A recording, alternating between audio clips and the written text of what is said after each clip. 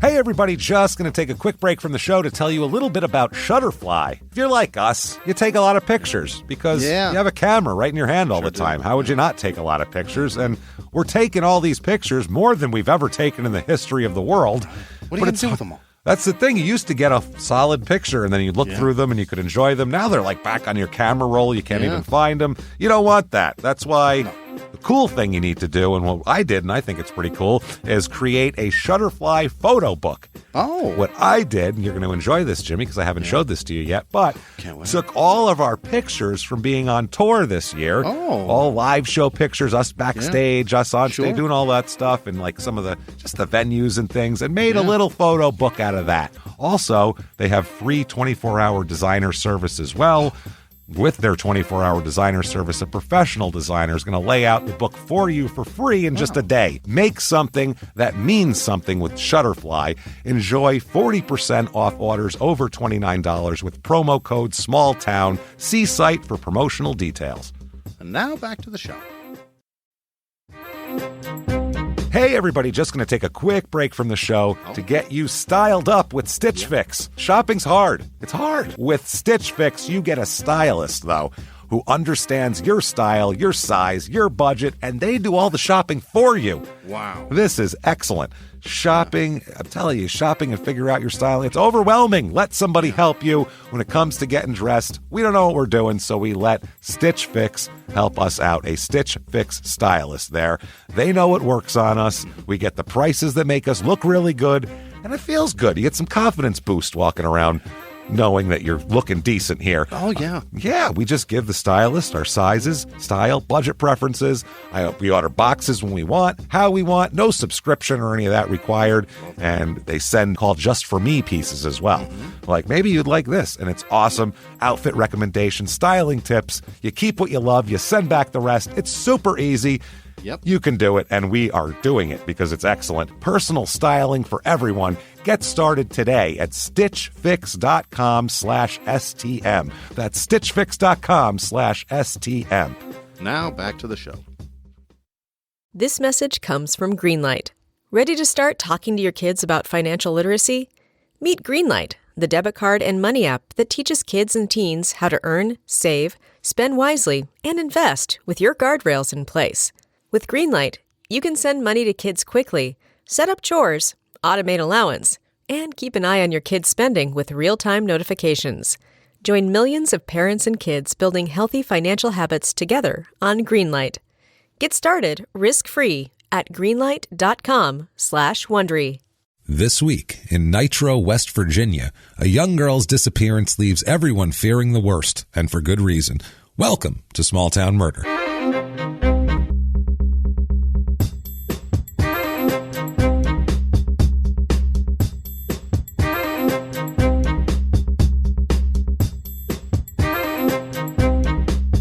Hello, everybody, and welcome back to Small Town Murder. Yay! Oh, yay indeed, Jimmy. Yay indeed. My name is James Pietragallo. I'm here with my very ill co-host. I am Jimmy Whisman. Yeah, Jimmy has what I had a couple weeks ago, and it seems to have grown strong. So fun inside of you, and he is a mess this week. What a blast! If you hear a sniffle or if a cough accompanies a giggle, then we apologize. But it's either this or nothing. This is what you get. This is it. I'm on 2 hours of sleep, and Jimmy's a sick I'll do my best to make some enthusiasm. We're gonna have fun. That's the thing. These are usually, honestly, when we're at our punchiest is when it's when we're digging deep, or Jimmy, when we're mad. It's like when a guy plays in the Super Bowl hungover. Yeah. Like they usually have a great game. It's just you dig deeper. You have Michael to. Jordan with the flu. I'd rather have Michael Jordan. Yeah, you have to dig deeper is what it is, and that's what we're gonna do this week. And we have a crazy.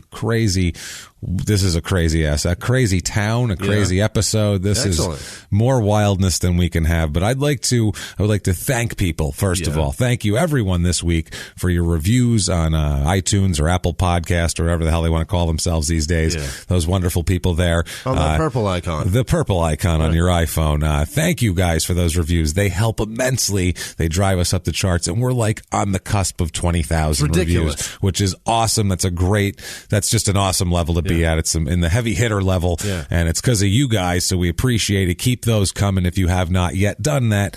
Get on iTunes, Apple Podcast, the purple thing there, and leave us a review. 20,000 reviews under 100 episodes. That's ridiculous. That's awesome. Yeah, that's all you guys, man. You guys are the best. So, do that. Give us 5 stars. Doesn't matter what you say. It's not for our egos. It's really just for business. So please do that. And thank you very much. And if you want to be an even bigger superstar and honestly a hero in the eyes of Jimmy and myself, you can be like one of our producers, our great, wonderful producers, which we have a long list of. You'll hear later on.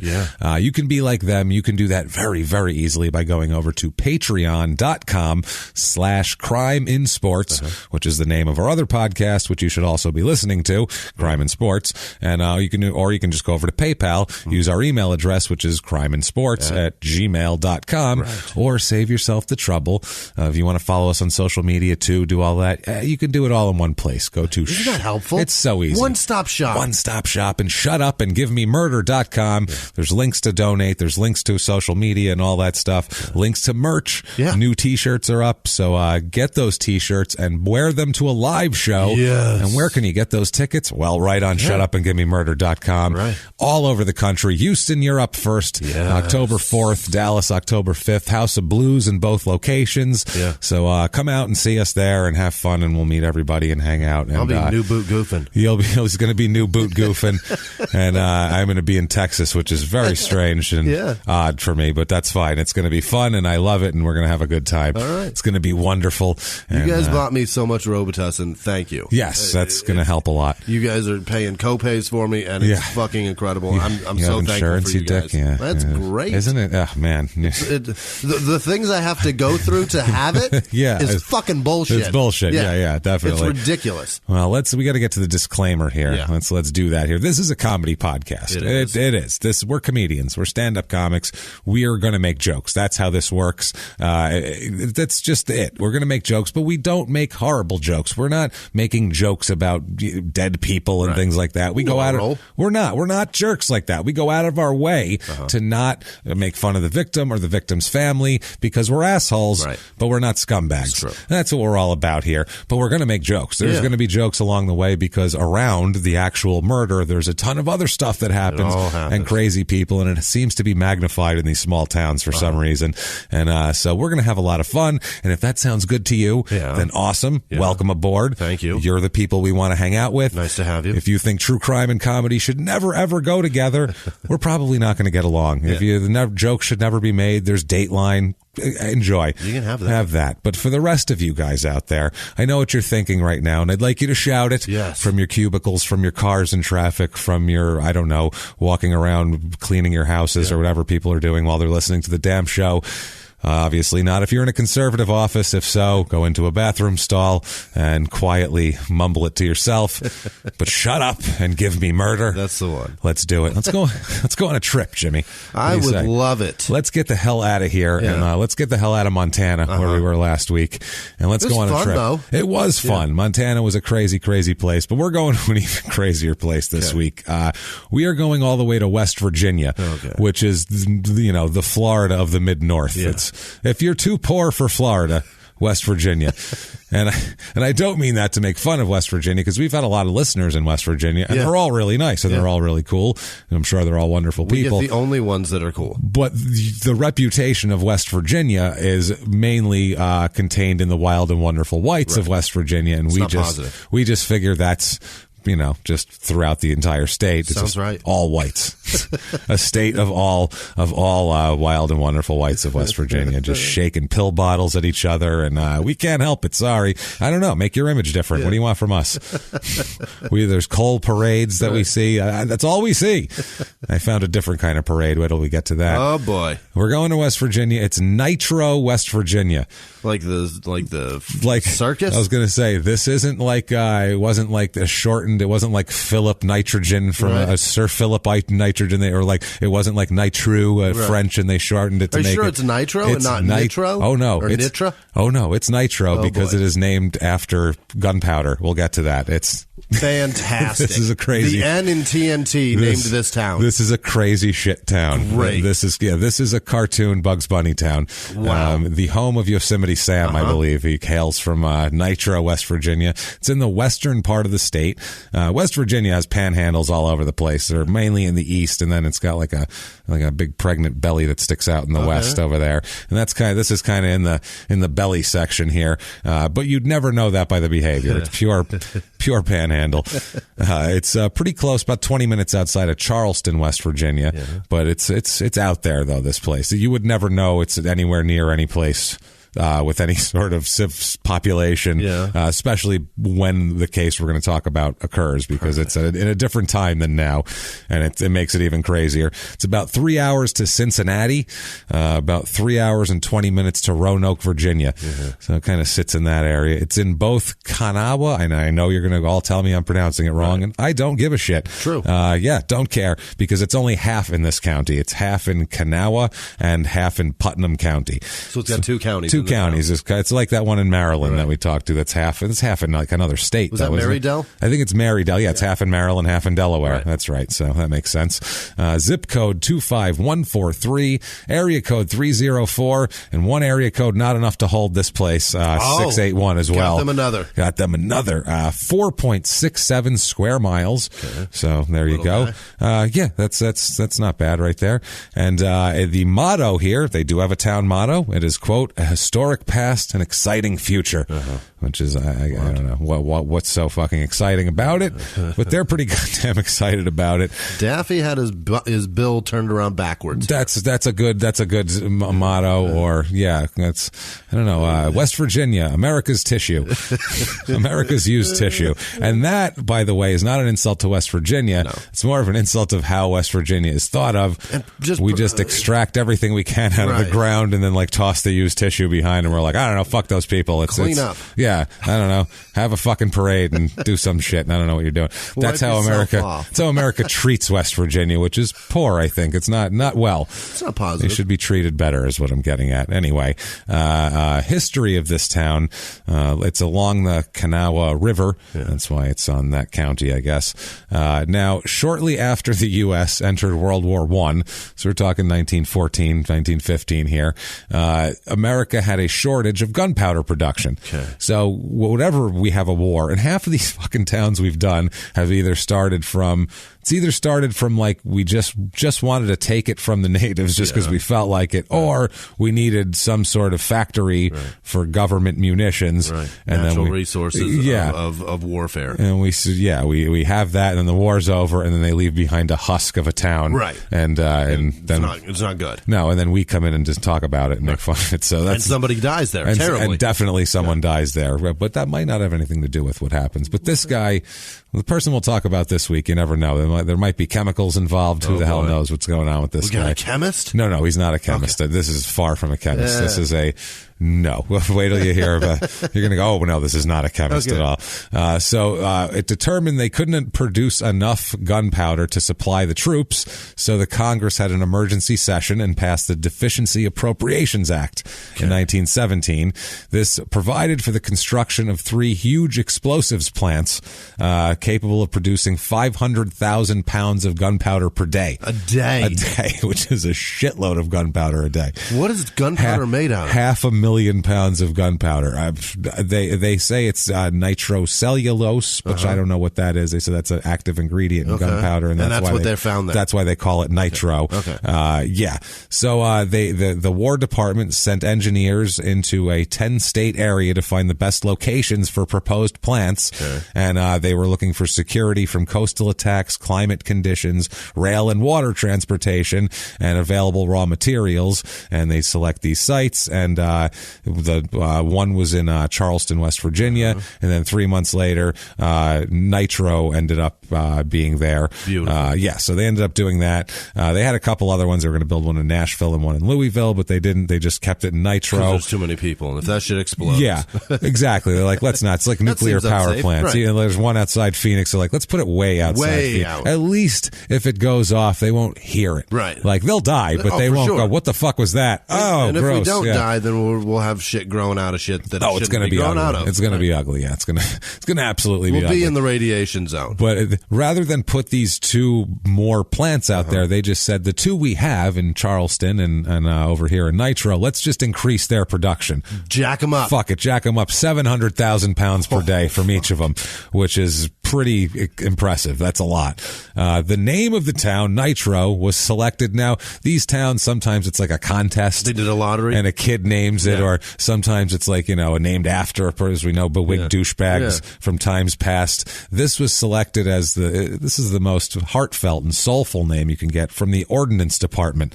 The Ordnance Department. That's some department of the government that passes ordinance. That does some shit. They picked Nitro. They picked Nitro. It was derived from the chemical term nitrocellulose, which is identified the type of gunpowder that was to be produced. Yeah. So they did that.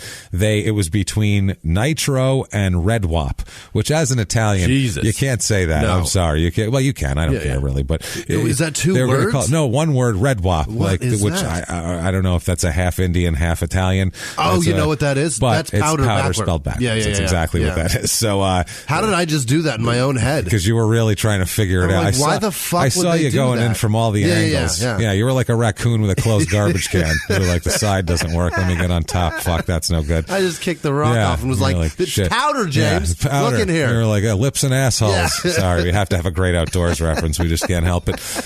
So I'm Nitro, a better name, I guess. It's funny that even in the 1917 they came up with a douchey name, like just a super douchey blonde spiky tipped name. You're gonna call it Nitro, bro. It's gonna be fucking awesome. Red Wop might be worse. Red Wop is terrible. It's like naming your daughter Nevea. You know what I mean? Or heaven backward. That's the douchiest fucking thing on earth. But red, that sounds terrible. Yeah, it does. It's got a slur in it. You can't have a slur in your fucking town name. Kind of too. You know what I mean? Because that's what I mean. Red man is not good either. Red and wop. Yeah, that's not great. Like but, Indian fucking Italian. Is that what that is? That's what I was saying. Is a half Indian, half Italian guy. What's up, Red Wop? That's what they called him. I feel like that's what it was. That's what. Hysterical. If I was Indian and Italian, I'm just Italian, but I don't think I'd be comfortable living there. Change this fucking name. Let's change it. So workers came from everywhere, every state in the union, and 41 different nationalities, which is interesting. The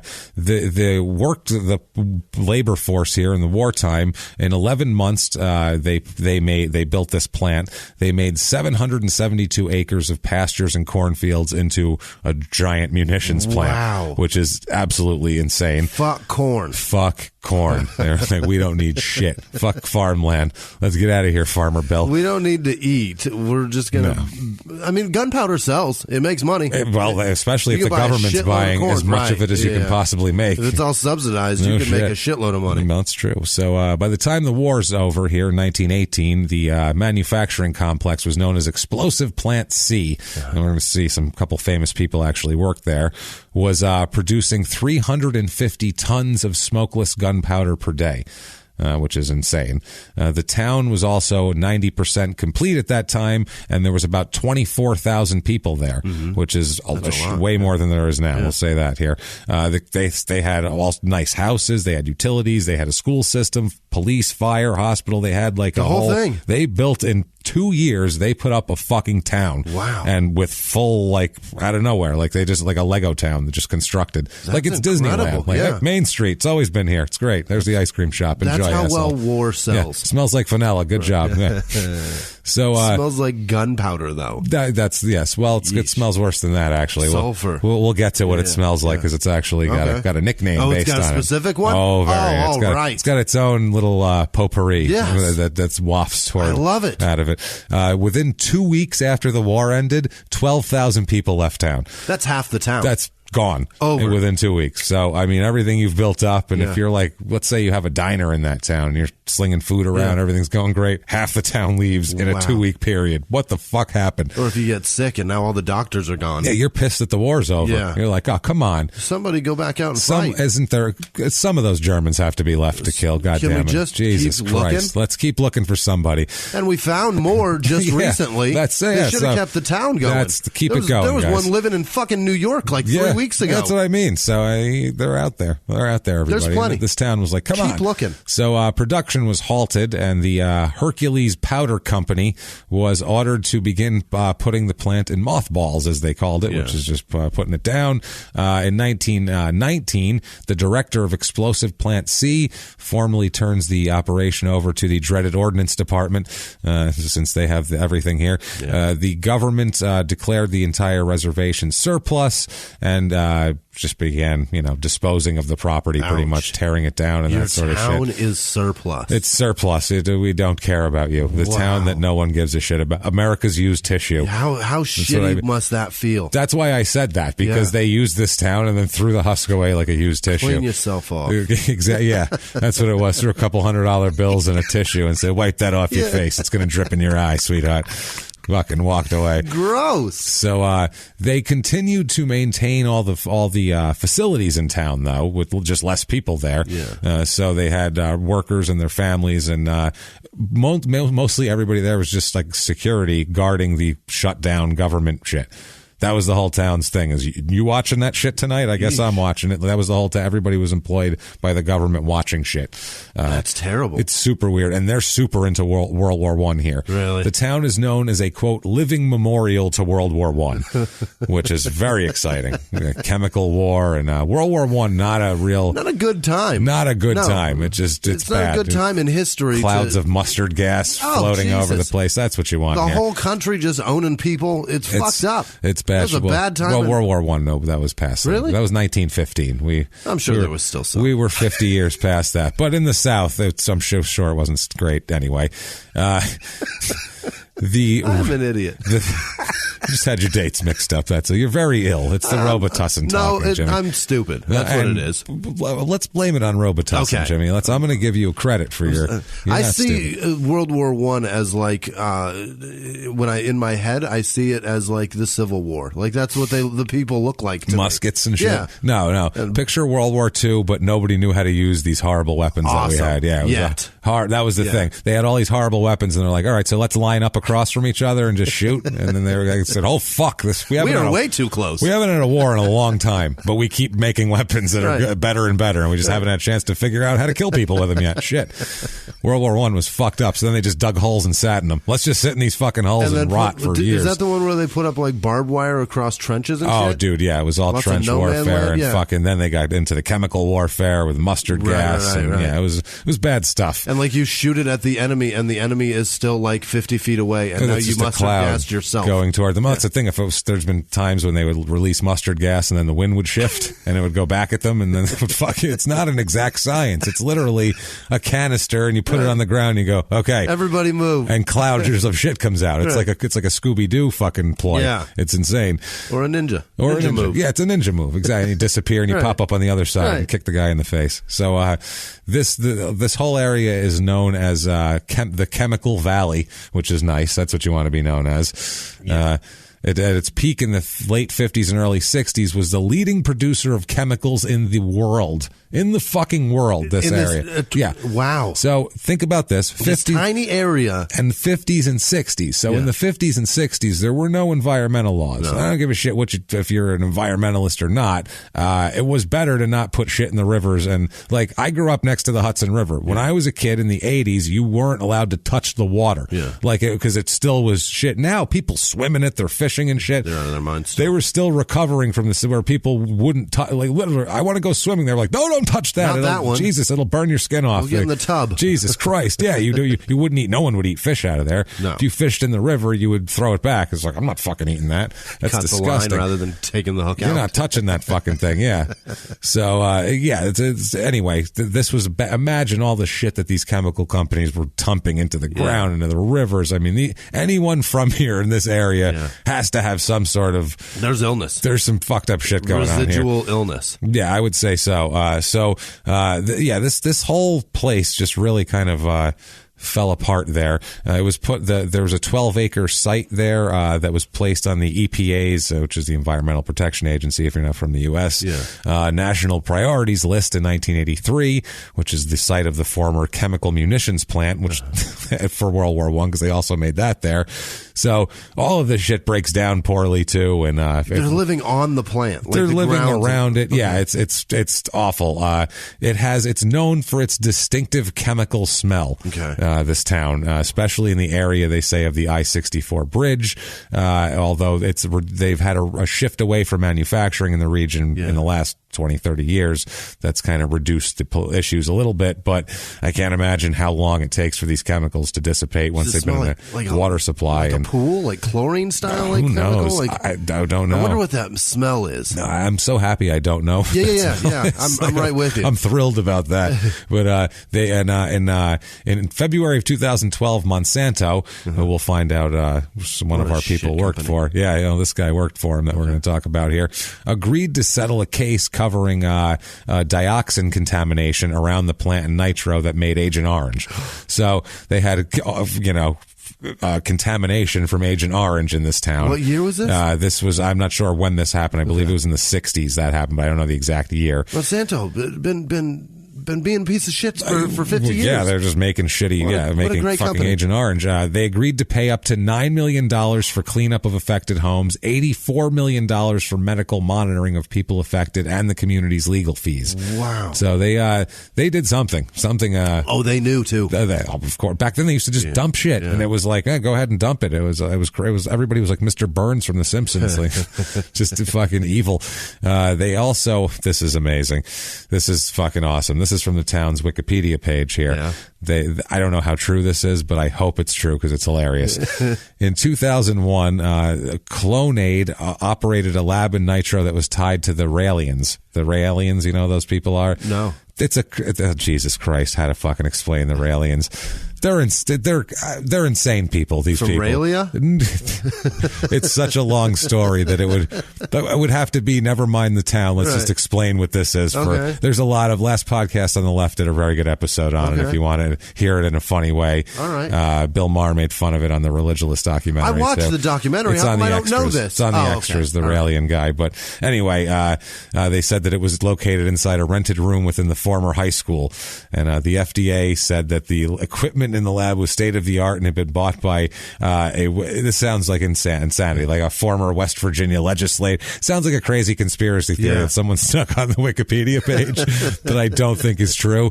And this case is so crazy, I really didn't have time to research it and this part, and I don't care.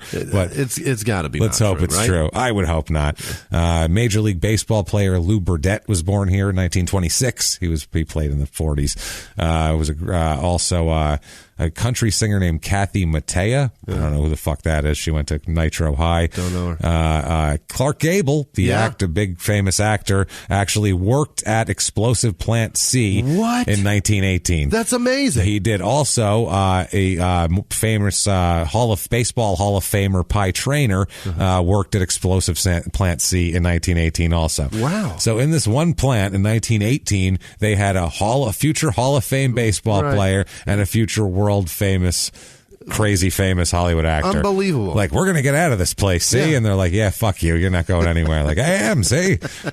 Pretty soon there's going to be talking in them movies, and then I'm going to really take off. Wait till you see. Look at my face. Do you see this mustache? Look at me. I'm built for Hollywood. I'm beautiful, damn it. He was a handsome son of a bitch. He wasn't before he started working at the chemical plant. And then he was, that's actually from years of horrible chemical exposure, and it just made him handsome. It's disfigurement, actually, but somehow it turned into handsome. It's amazing. Chiseled jaw, that's what happens. People in this town, population 6,763, which is down 1% since 1990. Can't imagine why anyone would want to leave. Median age here is 44 years old. It's a little above the 37 years old, which is normal.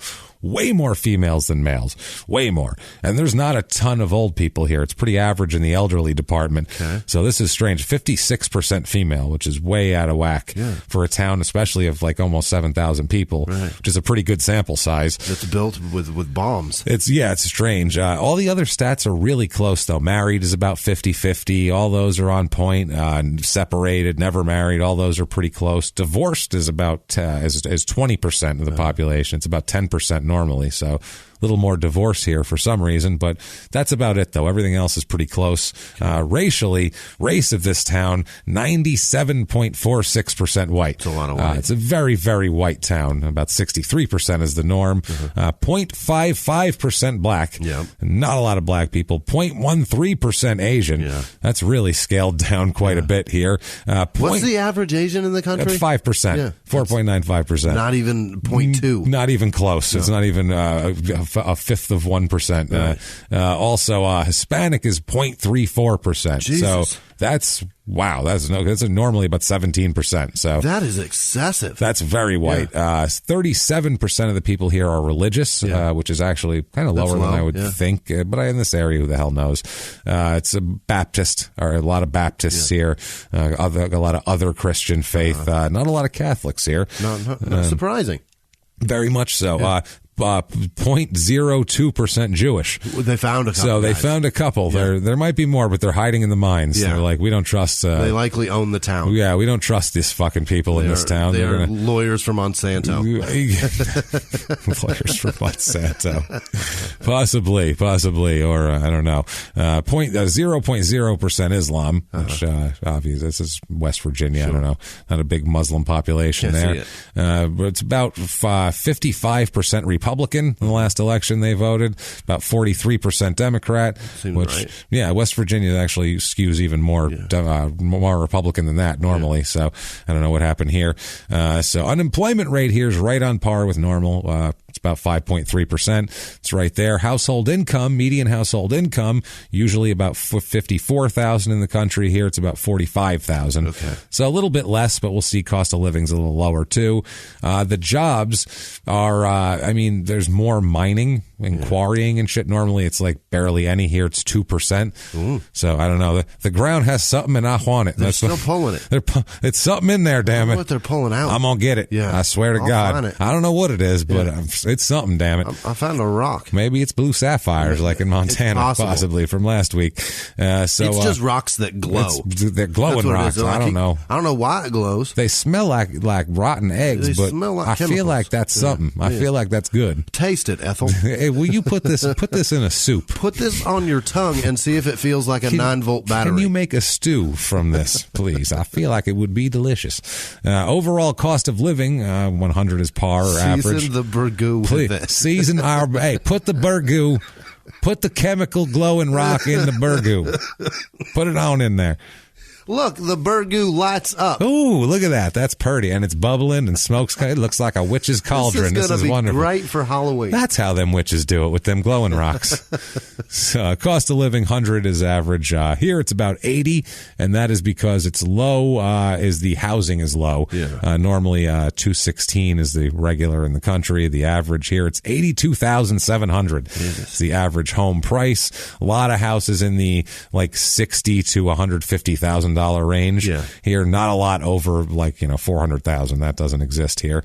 And if we've convinced you, I don't know how, the only place that you can be is in the Chemical Valley of Nitro, we have for you the Nitro West Virginia Real Estate Report.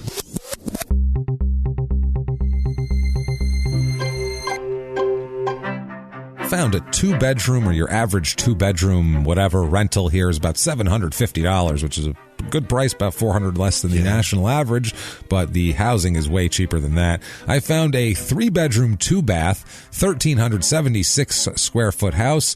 Looks like the place where the poor kid from Willy Wonka lives. Oh, really? Yeah, it looks like everyone sleeps on the floor in the living room and one big mat. $54,900 for that. I found a 3-bedroom, 2.5 bath, 1,896 square foot house. This one's a little bit nicer, but still, it's It's a little crusty. It looks very muddy. Everything looks fucking muddy. Really? $109,900. The ground just never dries out. It just looks like it never dries. It's just full of chemical all the time. Just wet with slipped on the chemicals again. Holds fucking moisture. Yeah. And then if you're doing very well, if you own the mine here, the owner of a coal mine, he flips a nickel and wears a monocle and a top hat, a 5-bedroom, 7-bath. A tumor on his neck. Oh, definitely. 6,800 square foot, beautiful brick house, $895,000. My fuck. So move to West Virginia. That's not in the town? That's in the town? That's in the town. Wow. That's, like I said, a big one. He oversees his workers. I'm sure it sits atop a hill. My fuck. Things to do here, good Lord.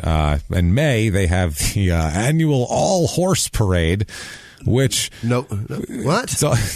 It's just horses. It's the open the pin? It's the pre-day of horse shit cleanup parade. That's what this is, pretty much.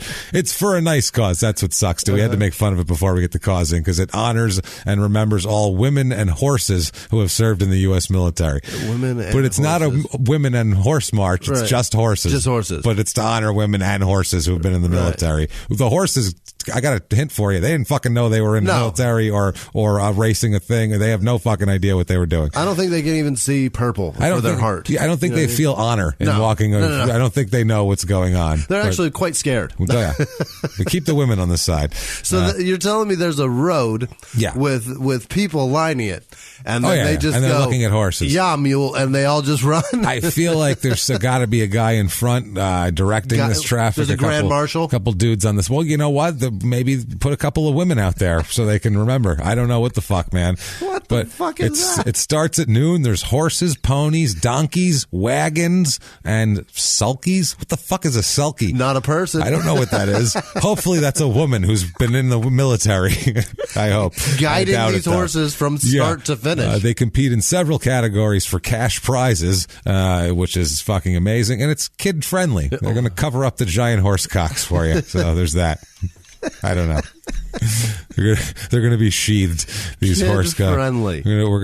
God, that's what it says. Kid friendly. Horse cock in a holster. Wow. What is that? Crime rate in this town. Property crime is actually high. It's about 10 to 15% above average here in this small town. And violent crime, murder, rape, robbery, and assault, the Mount Rushmore of crime, is less than half the national average. Wow. It's low as fuck. Super safe. So it's a very safe town. Yeah. We're going to go back in time, actually, here to a time when it was even safer, but not completely and all the time, as we'll find out here. We're going to go back in time. I think this is the farthest we've ever gone back in time. Okay. We've gone back. What's the earliest you can remember? I think 73? 70s? Yeah, like that one in Illinois. And the one where the guy was stealing kids. El Dorado, Illinois. There was that. I think South Lake Tahoe was early, too. That was 80s, I think. What one had that? That was 80s, Somebody 85, had a 86. 70s fucking Dodge car. Yeah, there was a lot of the people have had that because they're just fucking poor in 1993. That's all it was. You could have a 78 Bonneville in 93 if you're poor.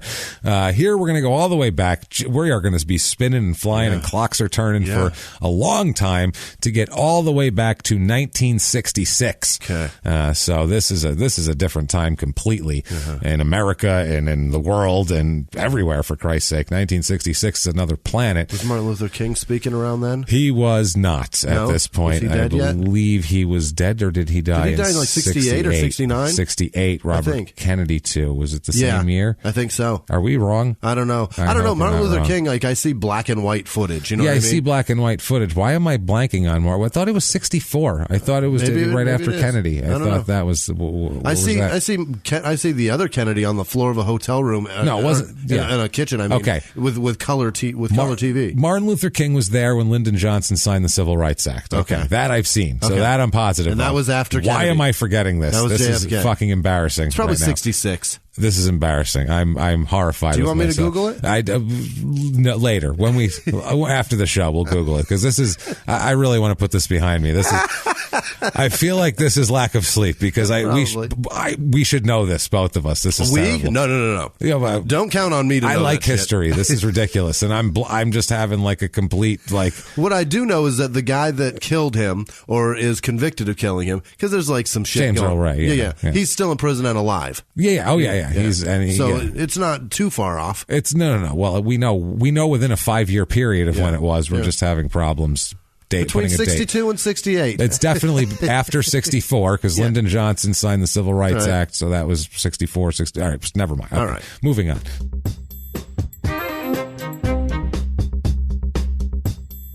Hey, everybody, just going to take a quick break from the show to tell you a little bit more about the New Yorker magazine. Yeah. Oh, the New Yorker's such good stuff.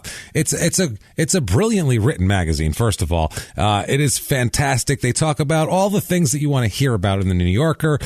First of all, they publish some of the best writers in the world. Some of these articles are really fascinating, written by brilliant people. And there's all the different sections of it. If you want world events, if you want politics, if you want arts. I've been reading since we got our subscriptions. Yeah. I've been reading like up on the art stuff that I don't really know much about. Right. And I feel like it's been like educating me and I feel slightly cultured. Yeah. It's super weird. And I'm trying my best to keep up. It comes every week, James. It comes every week and I read it and it's great. Yeah. We really, really enjoy the New Yorker. And even if you don't like it, it'll look great on your coffee table. Heck yeah. So either way, but you will enjoy it. That's the thing. It really is fantastic. There's such a variety. Like we said, politics, news, international affairs, environmental issues, popular culture, the arts, science and technology, business, poetry, food, humor, of course, the New Yorker cartoons that we all know about forever. Lots of good stuff. Get the best writing anywhere and everywhere. Home delivery of the print edition each week. Also, the complete online archive features every issue of the print magazine since 1925. My goodness. How awesome. I could look at that for years. Just sit there and look through those old magazines. That is so cool. Writers from back then. It's amazing. This is the place to go, the New Yorker, for everything you need to be a better, more cultured, better rounded individual and an informed individual. And don't wait. Go to newyorker.com/town. And listeners of this podcast will save 50% when they enter the code TOWN. With this special offer, you'll receive 12 issues for just $6, which is amazing. Plus, get the exclusive New Yorker tote bag. You can choose between print, digital, or a combo print and digital subscription. Subscribe to the New Yorker and read something that means something. That's 12 issues for $6 and a free tote bag when you go to newyorker.com/town and enter the promo code TOWN. newyorker.com/town and enter the promo code TOWN. Go get your magazines. And now back to the show.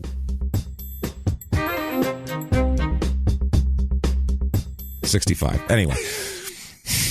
November 19th, 1966. Okay. Let's go to there. This is Nitro, West Virginia. Yep. It is 4:30 a.m. on the morning of November 19th, 1966. Yeah. It's a cool morning. It's November in West Virginia. Waking up to go to work. Yes, the Nitro City Police Department gets a report from a person, an anonymous call, they don't know from who, that there's a body, presumed dead body. I don't know why just somebody would be lying in a near dead looking position. There's a body lying near the Nitro High School, like on the property of the high school. The report was received by two Nitro City policemen, a Charles Sisk and the sergeant there, Sergeant Johnson, went to the scene and found a body, and the body is of a very young girl, preteen girl, lying doubled up with some of her clothes missing, and the rest are all in shambles. And she's dead. And she's definitely, most certainly dead. Oh, boy. Yeah, so this is an odd thing to find in the morning. And for us, this is a hot start. Not that this is a good thing, but we build up a story. Yeah. We got a body already. There's a body. Yeah. It's a bad one, too. Yeah. This is a young girl. She is in bad shape, too. I mean, this isn't what happened to her. There's no question about how she was murdered, basically. Her body has numerous stab wounds everywhere. Jesus. The pathologist was examined the body later on, and he ends up finding that she has 46 stab wounds. That's a lot. 46. Yeesh. That is a lot, covering many, all over her body. She's just covered in 46 stab wounds. They were all inflicted in a comparatively short amount of time, too. He said they were all at once. This wasn't like somebody went back to it after a while, stabbed some more. This was one big burst. He also says that her death was caused as a result of 2 or 3 deep stab wounds, which ended up penetrating the chest and back in the area of the heart and lungs. Good Christ. And that's what ended up killing this poor girl. So this is horrible right off the bat. This is everybody's fucking nightmare here, is a young girl dead in a At a high school. At a high school, in a high school, in a savage way. Savage, yeah. Vicious. Like I said, this isn't like, oh, what happened? Did she get hit by a car and crawl over here or something? This is somebody was angry. Someone meant this shit. Near the area the body was found, also of this girl, officers here found a hunting knife and the holster, the little scabbard thing for the hunting knife, and both appeared to have blood on them. The knife it back in it? No. The knife was stuck in the ground about 8 feet from the body, and the sheath for the knife was about 10 feet farther than that away. Wow. So it was body, 8 feet knife, another 10 feet sheath of the knife. Yeah. So, which is saying, drop that, stab, and stick in the ground on your way out. I don't know I don't know, or I don't know how we'll find out here. The problem here too is they're trying to find out who this girl is, and they're figuring this is a young girl. She's obviously like I said, somebody's going to have a report of this soon. Somebody's going to be missing her. Right. Like they don't just, girls don't just disappear in a small town in the 60s without somebody notifying somebody. Exactly. So, the problem is they don't end up finding it out till late in the morning who this girl is, because they end up finding when this girl's grandfather and other relatives end up identifying her at the hospital while she was being examined. She was only 12 years old, they found out. Good Christ. 12 years old. She was a little larger for her age. She was tall. These girls, they shoot up a lot of times. She's quicker, so she's lucky women. Yeah, you're still waiting. She's about 135 pounds and a tall girl for her age. She's just, she's sprouted up early. And but she's 12 years old. They got samples of her blood and hair and, were given to the police, obviously. They ended up finding out that it was a girl who failed to return home after babysitting, but they didn't. She was supposed to spend the night where she was babysitting, and so didn't. Nobody was looking for her. Right. So they didn't get worried until 10 o'clock the next morning. Right. When they're like, "Where is she now?" And that's when they started getting worried and said, "Hey, maybe where's our daughter?" And why don't you come down here and take a look? We might be able to know where she is. Which is the most horrible thing ever. Good God. Yeah, because those parents slept in bed thinking everything was fine, and while this was happening, and they had no idea. They thought she was fine. They woke up and had breakfast. You know what I mean? That's what I mean. Everything's fine. Oh, when's she getting home? Oh, no. And then she doesn't get home, which is horrifying. This is every parent's nightmare is what this is. This is horrifying. And we both have daughters, especially, so it's horrifying even more. So this girl's only 4 years away from, my daughter's 4 years away from that age. Yeah, that's what I mean. That's so close. It's right there. It's right there. 12 is so little. No, it's fucking 12. And I mean, she was having an overnight babysitting job and they said too that she oftentimes had to do that, but it wasn't like all the time. Like it was very loose. Like first of all, nowadays 12-year-olds don't really babysit. 12-year-olds have babysitters now. They don't, Back then, 12 was like, oh, she's ready to work at a factory on the assembly line. What are you talking about? She can go ride a horse into battle. She's 12. She should marry her cousin any week now, I think, right? Yeah. If one of her cousins has a decent job, I'll fucking marry her off right now. Especially West Virginia. That's what I mean. That's what it was like. Dad might leave the wife for her. Who the fuck knows? You never know. Anything's possible. West Virginia, where anything's possible. That's true. West Virginia, the land of possibilities. I always say that like Florida is if you can't afford California. Yeah. You're like, well, fuck it. I guess I'll go there. I like beaches. I like sunshine and beaches. But my wallet doesn't like money. But I don't like money. That's my main problem. I like beaches and meth. Now then, Florida's the place for you. Alligators are also in there. Oh yes, yeah. They find out the 12-year-old girl is a Frances K. Voiles, which sounds like a 12-year-old girl from the 60s. Yeah. She's obviously her family is destroyed by this, as you might imagine. Sure. Obviously here, she never returned from babysitting the 2 young children of the Angel family. Okay. We'll talk about here.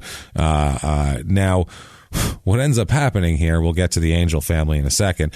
After the body was found, after Frances was found, I shouldn't say the body, that's pretty, this is like how the court documents, it's very cold. Yeah. And when you read it all week, it's like that, but it's a She's a 12-year-old She's still girl. a person and a baby. She's a 12-year-old girl. It's hard to say so body about that's a what I baby. mean. It helps to depersonalize when you're reading about it over and over. But Francis here, after they found Francis, the police called the mayor.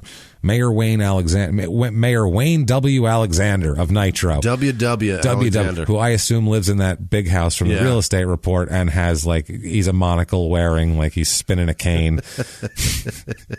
That sort of thing. Has a cigarette in a holder. That's, hey, what's going on here? He walks with a limp. What are you fellas doing out of the mines? Oh, there's a dead girl. Okay, never mind. I'm sorry. We apologize. I'm WW. You hear about them talkies? Clark Gable told me about it.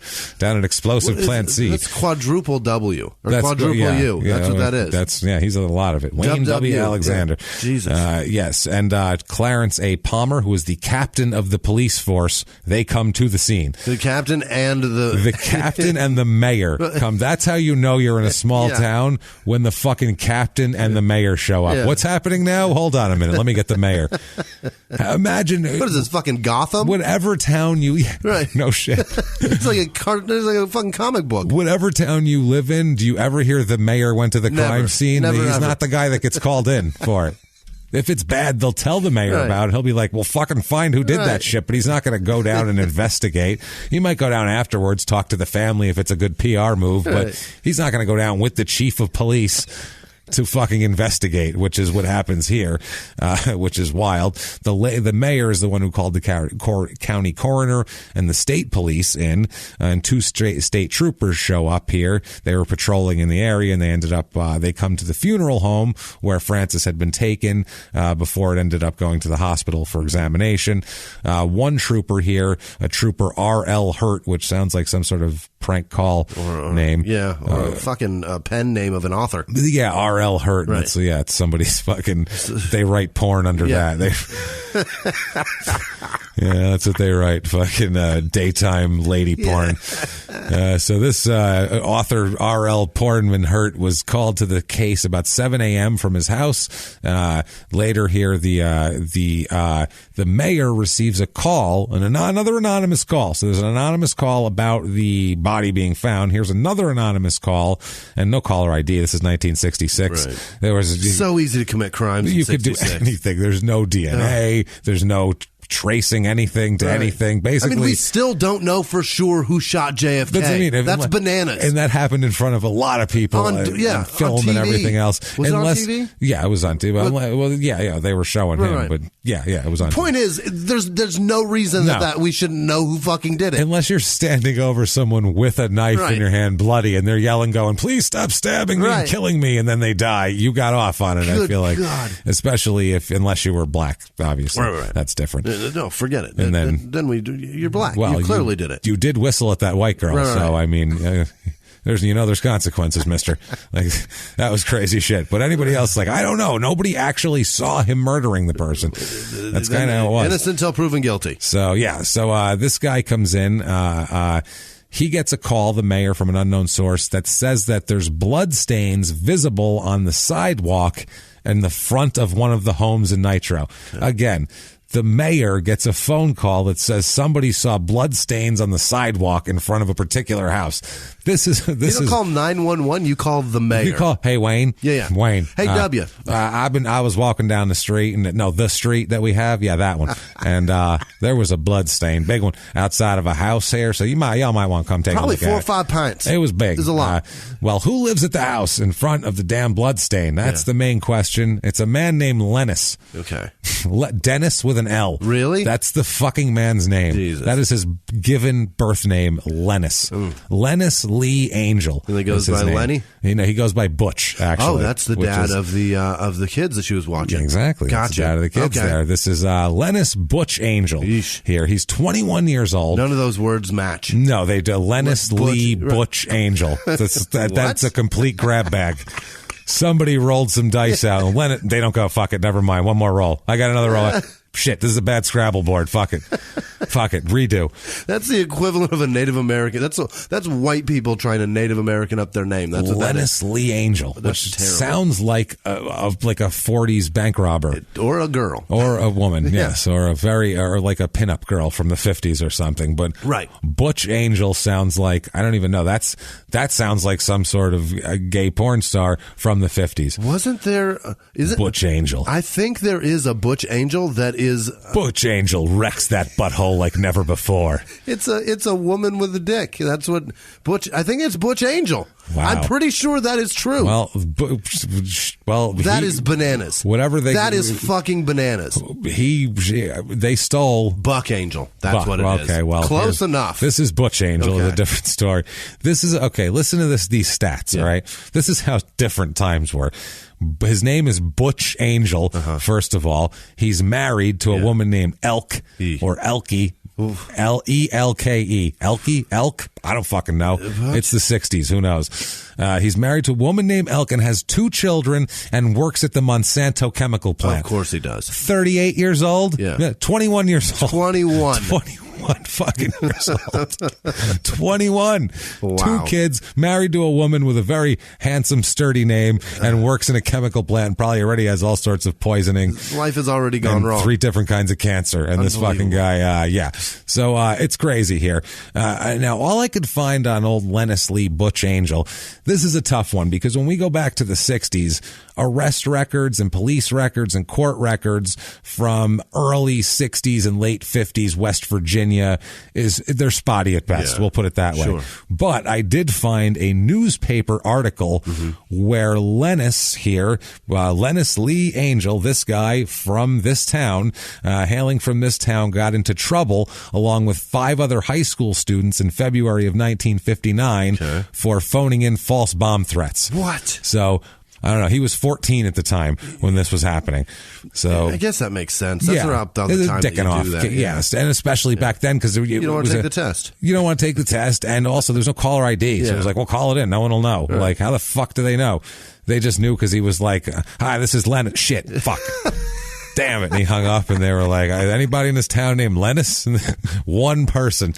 That's why, and he started going by Butch. Or he was like, listen, there's a bomb at the fucking corner of this and this. And they're like, who is this? Lennis? Oh, this is Lennis. Is this fuck. Damn it. That's when he went by Butch from then on. I suppose y'all haul me in now. Yeah, shit, I'm going to go by Butch now. There's like 5 Butches in this town, so they won't know which Butch it is. It's fine. Right. Back then, probably half the guys were named Butch. Last name of Angel. Yeah. So on the night of February 18th, which is the night before, this is the evening connected with the morning that Francis was found, Lennis here, Butch, quits work or gets off work at the Monsanto plant in Nitro at 10:40 p.m. And goes to his home. So he's working second shift at the Monsanto plant with 2 kids and a wife at 20-fucking-1. It's a tough life. Imagine that shit. That's a tough life. Living in West Virginia. Good God, that's a tough life. That's fucking rugged, man. Like, kids just, they do that by accident sometimes, but they're not like, well, this is my life. I got married on purpose and had 2 kids and I work at the chemical plant. Now I'm doing it. Wow. So, that's not bad. He's trying anyways, making a go of it here. He goes home and the babysitter is there with his 2 children. His wife is not home, but the babysitter, who is Francis, is there and his wife's not there. So, Butch cleans himself up, gets changed, we're going to get the chemical smell off of you, and goes out with another guy, and they go out, and we'll talk about him here, Jackie Lee Halstead, who's a 20-year-old guy here, goes out with this guy, and has a ball. Yeah. They go out on the town. They visit various different taverns. They drink beer. They drink whiskey. They dance a little bit at one tavern, even get down a little. I don't know what the fuck they were dancing to. White people dancing. Who knows? Stop it. Oh, it's West Virginia, too. There's a hill folk dancing. Lots of hip shaking and finger pointing. Some shit like that. That's all it is. And snorting off the back of toilets. That's all I got out of the wild, wonderful whites of West Virginia is all they go into this bar, and it's the most disgusting bar in the world. If you've never seen this documentary, please watch it because it's fantastic. They go into this bar, and it's the scuzziest, dirtiest bar in the world. Example, there's a man, because there's gambling there. You're allowed to gamble, like they have slot machines in the bar. There's a man gambling shirtless. He has no shirt on, and he's pulling the slot machine. And I'm like, no. You can't fucking gamble with shirtless. I'm sorry. That's a shitty place. Yeah. But they go with a huge beard, right? No, not even. He was just like, woo, he had this trucker hat on. He was just this shit-kicking, happy motherfucker. He looked thrilled to be there shirtless. He looked happy as fuck. Good for him. Time. But the cleanest, the only clean place in this entire place was the top of the back of the toilet bowls, because that's what they were snorting fucking pills and breaking it up. So that when they're in the stalls, everything's covered in disgusting, fucking pristine, white, perfect tops of the backs of the toilet bowl. So if you ever see a dirty place with that's what they're doing. That's why. That's where they do coke. People are snorting. Oh, the pills. They were crushing up pills. Oh, really? And snorting. Yeah, they were all about pills Xanax there. or what is it? He shook the fucking bottle, the one kid, and the pills rattled, and he said, that's the Boone County Mating call right there. And I was like, Christ. oh boy, this is fucking great. You've never seen that? I've seen it, but I don't remember Mousy it. gonna get some dick I've tonight. Seen that. That's right. Yeah, it's the best. I only watched it because you told me to. Yeah, I'm Sue Bob. I'm the hot one. I'm the sexiest of the White family. Like, oh yeah, you're a fucking prize, It was all sweetheart. Johnny Knoxville's idea, right? I don't. Yeah, he was the producer of it. He was. By the way, quick sidetrack here. I have to say this quickly. My grandmother's party was this weekend. So my grandmother turned 90 years old, Italian grandma, all you people know. If you don't care about this, fast forward 2 minutes because it's insane and I have to share this with you folks. My grandmother's my first introduction to dark comedy. She used to tell us stories of being beaten up mercilessly as a child, and for some reason they were hilarious the way she told them. Shouldn't be funny, but they were funny the way. So that was my first thing, like, oh, horrible things can be funny. Yeah. Anyway, she told me a story this weekend. She looked at my dog Benny and was like, oh, nice dog. She said, I used to have a big dog like that when I was a little girl. And then she said, we also have little dog. And then she got sad. And I said, what happened to the little dog, Grandma? She said, anyway, long story short, they make up a bunch of sausage in the morning to feed people who were going to go out on the farm. Okay. Right. So her brother had made up a bunch of sausage. And then he went to go get wine because they drink in the morning there because they're insane, and come back. And the dog had eaten all the sausage. A small dog. The little dog. Had eaten like 4 pounds of sausage out of this thing. So her brother, who's a fucking psychopath, as they all are over there, took the dog and started chasing this fucking dog. So the dog ran. It was a 4-story, like a tall, skinny building. 4-story, ran up on the terrace. This guy chases this cornered dog, finds it up on the terrace, picks it up, and launches it off the 4th story of the terrace, okay? This is her fucking story to me. Wasted 4 pounds of sausage. Yeah, threw this fucking thing off. He was so mad, okay? Yeah. She said, the dog ran away, and it went into this barn at the edge of the town. And it stayed there for a week. She said, I think because it was sick from all the sausage. I was like, also from hitting the fucking pavement from 4 stories up will possibly cause injuries that make you want to rest for a week, Grandma. Did it die? No. A week later, it came back. And this was her story. This is the point of the story. This is my point of this. She's insane. The point was when the dog came back, her brother felt bad and hugged it and then was nice to it. The point of the story wasn't he's a psychopath and wasn't allowed around the pets anymore. Right. The moral was he made up. He felt so bad. That's how it was a nice dog. They made what the friends. Fuck kind of story You know is when that? you're a kid and you box your best friend eventually, you just become best friends and after I'm sitting there with my cousin, we're looking at each other like, is this, this is... That dog now knows nice not story. to fuck with that man. She thought that was such a nice story. Okay? So anyway, this guy, he's going out. Butchie's going out on the town. He goes out on the town, like we said. He's drinking, he's dancing, but he doesn't get this. Everybody who sees him says he's not really drunk. He's not like fall down drunk or anything. So he goes out, like we said, Jackie Lee Halstead. These guys all sound, they're both, first of all, Lee is their middle name, both of them, which was, I think, common back then. Ladies and men. Absolutely. Same thing. They meet at about 11 p.m. at Ned's bar. They drink, they dance. This guy says they stay until midnight. Then they went to Shoney's in St. Albans there, get some food in them till about 12:45. They talked a while in the car, and they decided to go home because it was getting late, and they didn't have any money anyway. So they were like, well, now what the fuck are we going to do? They were out of money. They talked for a while, and they were like, fuck it, home's free. Yeah. And they just went there. So this guy said that Halstead says that Butch left him at about 1:05 a.m. They were riding, the Butch dropped Halstead off at his home, and that was that. Butch ends up getting home at about 2:00 in the morning, at which time he's got a hunting trip planned the next day, apparently. Yeah. He gets home at 2 a.m. from a night of drinking and dancing and cutting up after a tough day at the Monsanto plant. And he says I guess he laid out his hunting knife and his gun in preparation for the next day. Okay. You know, like laying out your pants and your shoes. Yeah. He said, my hunting knife and my gun. Just as he saw that, just as he was doing that, this is 2 a.m., mind you. Why the this makes no sense, okay? At this point, the babysitter's still with the children. Why the children are still awake, I have no fucking idea. It's 2 o'clock in the morning, and this girl is 12. She's up. Right. She working the late shift here? Tell everybody to go the fuck to bed. She probably has a shift, in defense, she probably has a shift at Monsanto that starts at 5. She is 12, Jimmy. Get to work. Jesus Christ. This is the 60s. Yeah. So at this point, he sees the babysitter with his daughter, and I guess his daughter tries to grab a magazine away from the babysitter, this 12-year-old girl, which makes Francis mad. And apparently he sees Francis, from what he says, slap his daughter. Okay. This is a 12-year-old girl who slapped a small child or whatever. So, first of all, that's not great if it happened. Obviously, that's not good. But in the 60s, that was also, you hit kids when they did shit. That was it. If a kid tried to grab something, you smacked them. That was all there was to it. You're lucky if it's just a smack. That's what I mean. That's what it was. I mean, that's the end of it. She didn't have a wooden spoon. You ever see Mad Men when they're having a party and the kids are running around and his neighbor comes and just fucking hauls off and smacks him in the face, and fucking Draper walks over to him and he's like, what did this little bastard do to make you smack him? Like, he was pissed at his son. He's like, you be respectful to him while he hits you. That's how it happens. You be respectful to abusive people who don't live here.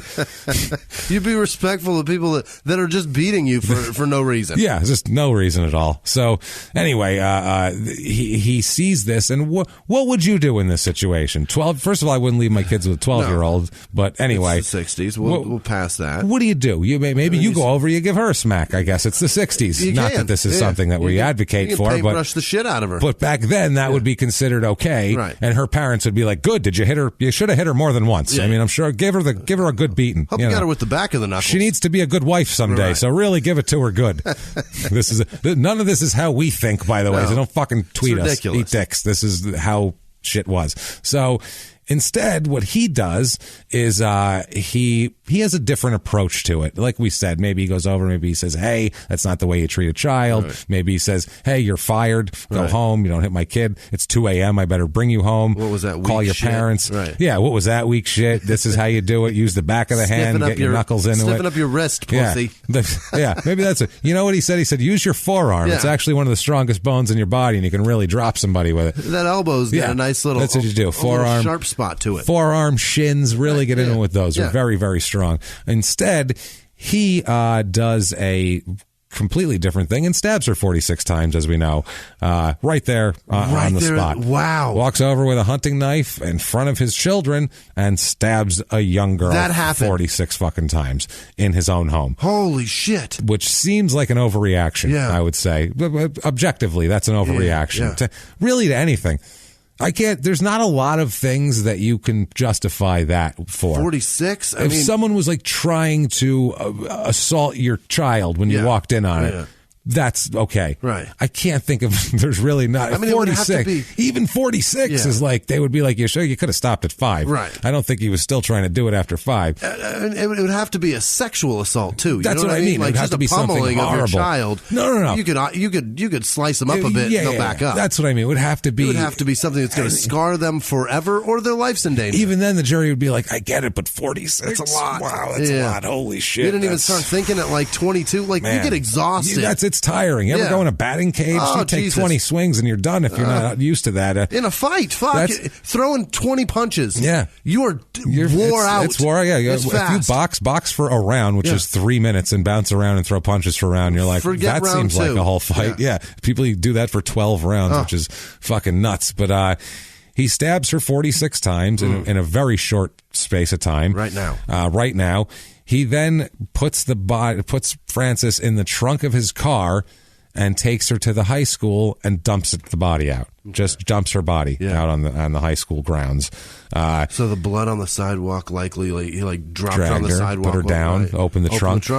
put her back in. She's still leaking. A 46 stab wound child will tend to bleed for a while, I think. Wow. Here. So he returns home, and in the middle of the night, he spends a shitload of time cleaning blood off of everything because the entire fucking house is covered in blood. I can't imagine. The cast off would be insane.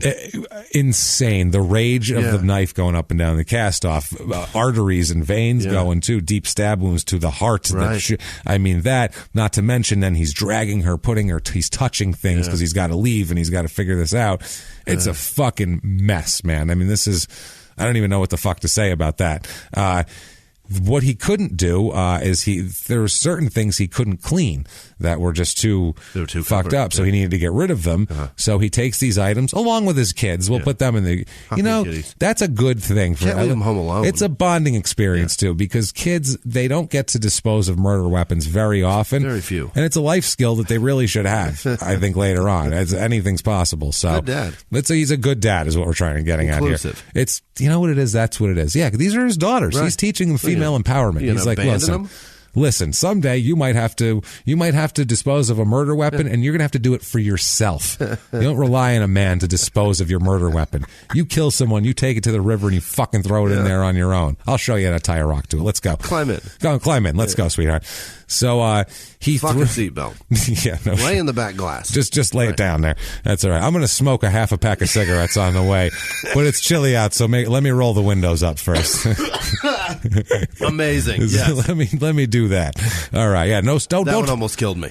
Don't put that damn seatbelt on. What's wrong with you? Sorry. You all right there, Jimmy? Sorry for the cough there. It's all right.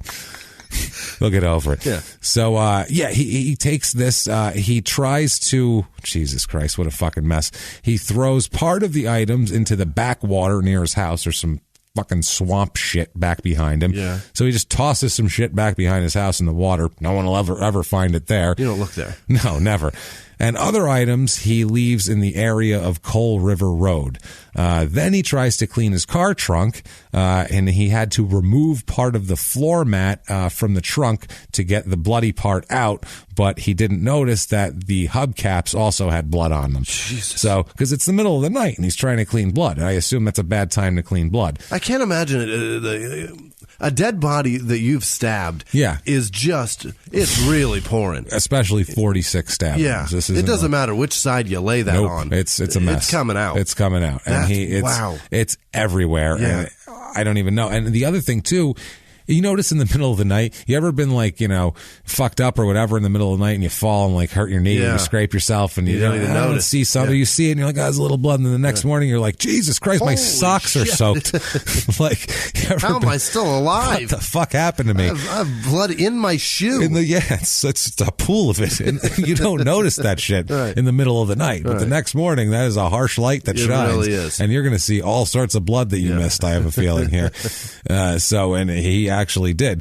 So then he changes his clothes, and we know this because his discarded clothes were later found, because he's a fucking idiot, this guy. So after this, this is okay.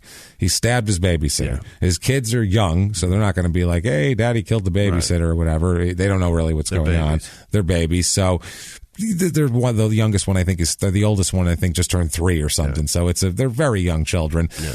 No one's seen it. She was at your house. Right. At this point, what are your options if you're him? You could be like, I don't know, she left in the middle of the night and I never saw her and she got stabbed up. That's the story. And then stay to yourself. I guess that's his fucking story. Instead, he goes to the home of a friend, which is inexplicable at this point. What are you doing?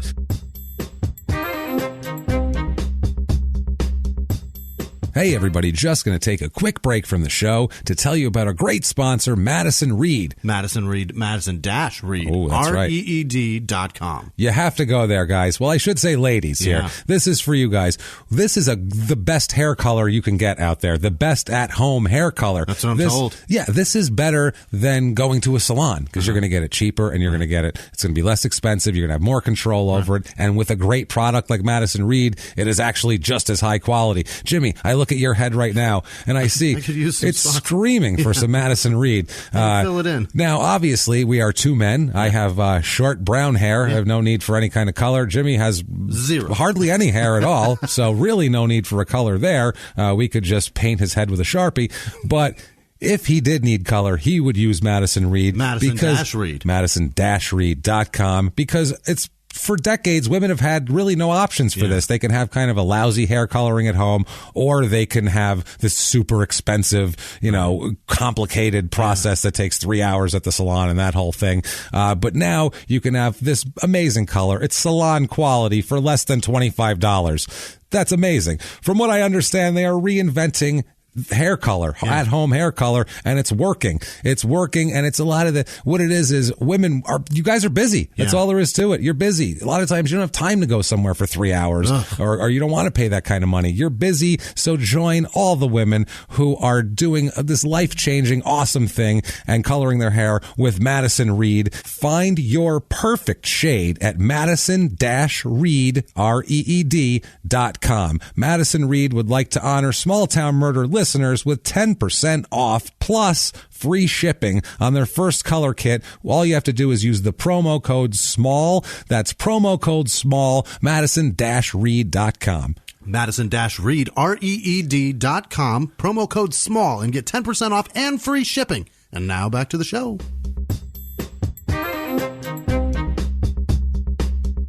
If you like this show, you should check out Penn's Sunday School with magician and entertainer Penn Jillette.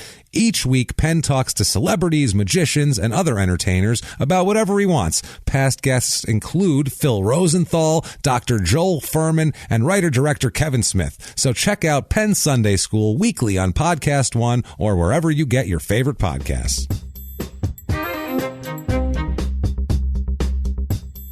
After all this, goes by a guy named Arnold Summers, who's a fellow Monsanto employee, just a guy from work. So imagine you're this fucking guy. It's the middle of the night, and fucking Butch from work shows up, okay? First of all, you're like, what the fuck? You don't show up at my house at 3:30 in the morning. Right. Number one, you're just the guy who also works at the plant with me. Like, Butch from the plant's here. Covered in blood. Looks like he's sweating blood. That's the thing. That's going to be an issue. Instead... he gets there. Butch is and Arnold Summers is in bed. Yeah. He's not hanging out. He's fucking sleeping. 2 a.m. So this guy, Butch, rouses him from his bed. Yeah. I guess Butch appeared to be in what this guy described as a very agitated condition. And Butch tells Arnold Summers this big, long story that he had been in a fight with multiple men. All kinds of people. All sorts of people. Yeah. And 5 men chased him.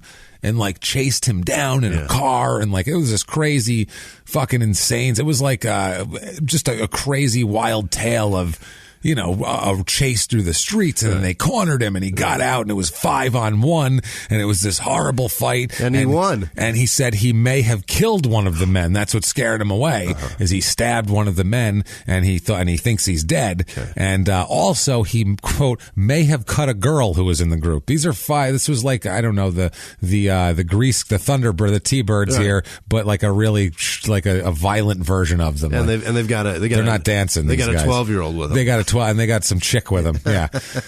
So they have. I'm still trying to see how. I think I cut Rizzo. I'm not sure.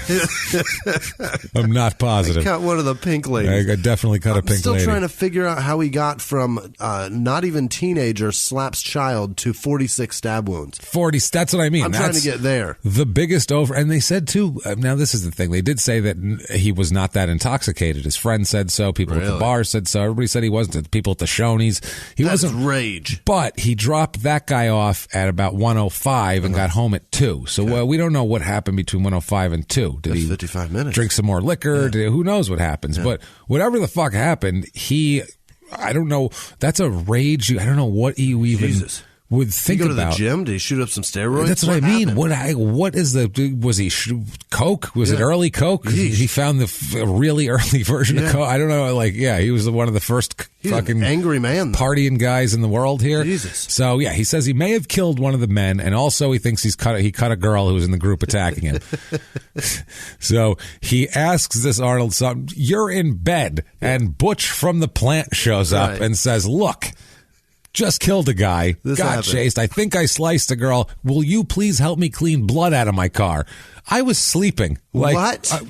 This isn't, will you cover my shift on Friday because I have to go do something? I'll hit you up in a couple weeks. Wait, hold on. This is a big favor to ask fucking Arnold from the plant. But you scared them all off. You think you cut a girl. Why is there so much blood in your car? Well, he killed a guy. Yeah. He knows he killed a guy. Oh, okay. So that's happened. He's pretty sure he killed a guy, but he also may have cut a guy. There's 5 of them, Jimmy. He's just swinging wild, as you do when you're being attacked by 5 men with a knife. How often have you don't know who you cut in that situation. It's weekly. It happens all the time. That you should see our live shows. That's half of them. We just us with knives and people coming at us. Dancing. It's like a Bruce Lee movie, and we're we've survived this long. So come at us, motherfuckers. Come on, don't come at us. Come get me. Because all these places have huge security guards that hang out, and if you actually have a knife, they'll probably kill you. Yeah. And I don't want that to happen to any of you.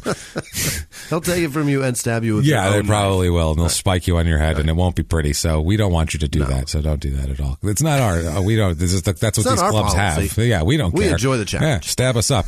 But other people, they get a little, jumpy. Yeah, maybe on the streets. If you run into us in a hotel, take a shot at me. Let's go. Yeah, go ahead. Let's dance. Let's dance, motherfucker.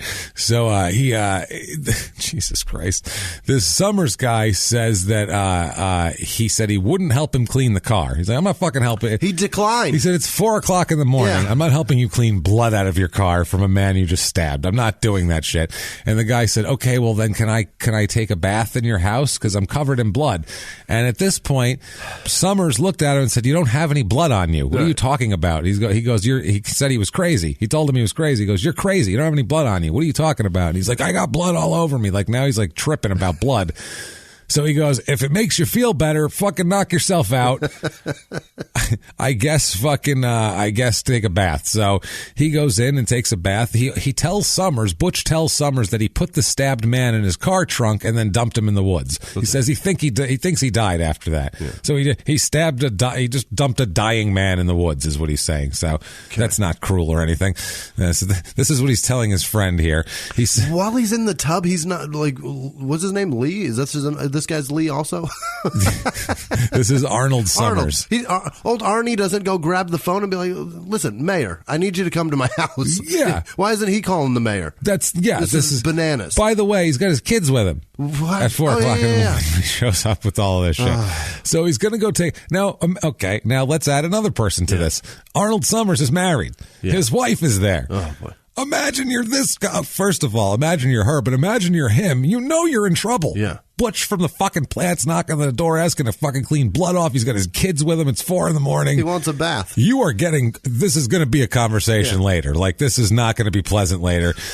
Then he makes it worse for poor Arnold Summers, who is really the most put upon person in this whole fucking thing. He asks Summers' wife, who's there, who he shouldn't be asking, Butch shouldn't be asking his wife for shit, because his wife, I don't know how it hasn't freaked out, asks his wife to keep his kids there. Will you babysit for me?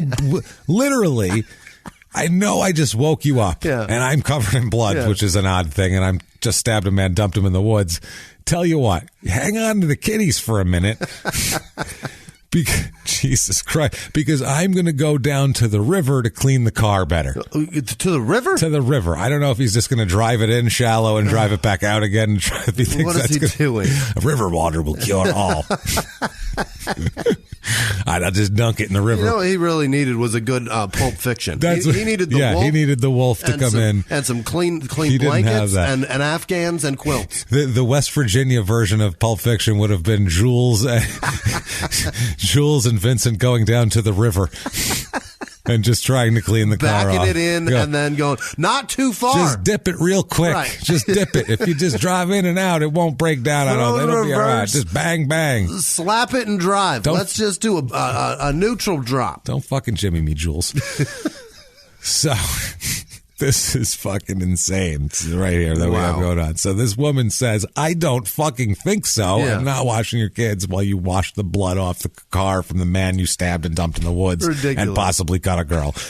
It's 4 a.m. Yeah. You're fucking crazy. You're my husband's work friend. I don't even. You invited us to a barbecue. We didn't even go. That's how not close we are. This is insanity.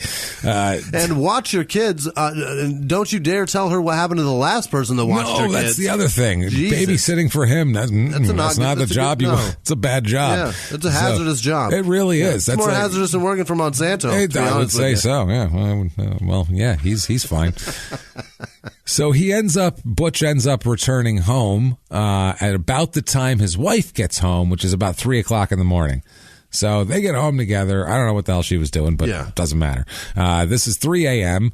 and obviously she asks, "Gee, what's happening? Where'd the babysitter go?" Why is there blood everywhere? That's the other one. Yeah. It's 3 a.m. The babysitter's gone. That's odd. She's supposed to be here all night. She's supposed to be here all night. Yeah. What's the fucking story? He said, "Beats the shit out of me." No idea. Didn't say her. I got home and I told her, "Don't worry about it. You can leave if you want." And she said, "Sure, I'll just walk home," or anything other than I don't know. He just shrugged his shoulders and went, And what did she say? Okay, she went. She said, right. "Fine." She said, "All right." Back to all right here. I don't know where he's at. Yeah, well then it gets worse because his wife then Elkie or Elk, whatever her name is, finds the babysitter's shoes at the house still and says, "Well, if she left, why did she not take her shoes with her? That's odd." Yeah. Which most people wear shoes in November in the middle of the night when you walk, in West Virginia. Yeah. I don't assume it's a beautifully paved asphalt road and it's 72 degrees outside. She's probably walking through some form of gravel and muck, and there's some rock. It's all mud all the time. I told you, it's just mud. So, wow. He ends up saying he says later on that when he returned home after work, he found a strange car and there was a blonde boy there with the babysitter. But then he went to the taverns, and when he came back, the front door was open and the babysitter was gone. Okay. So he left his house.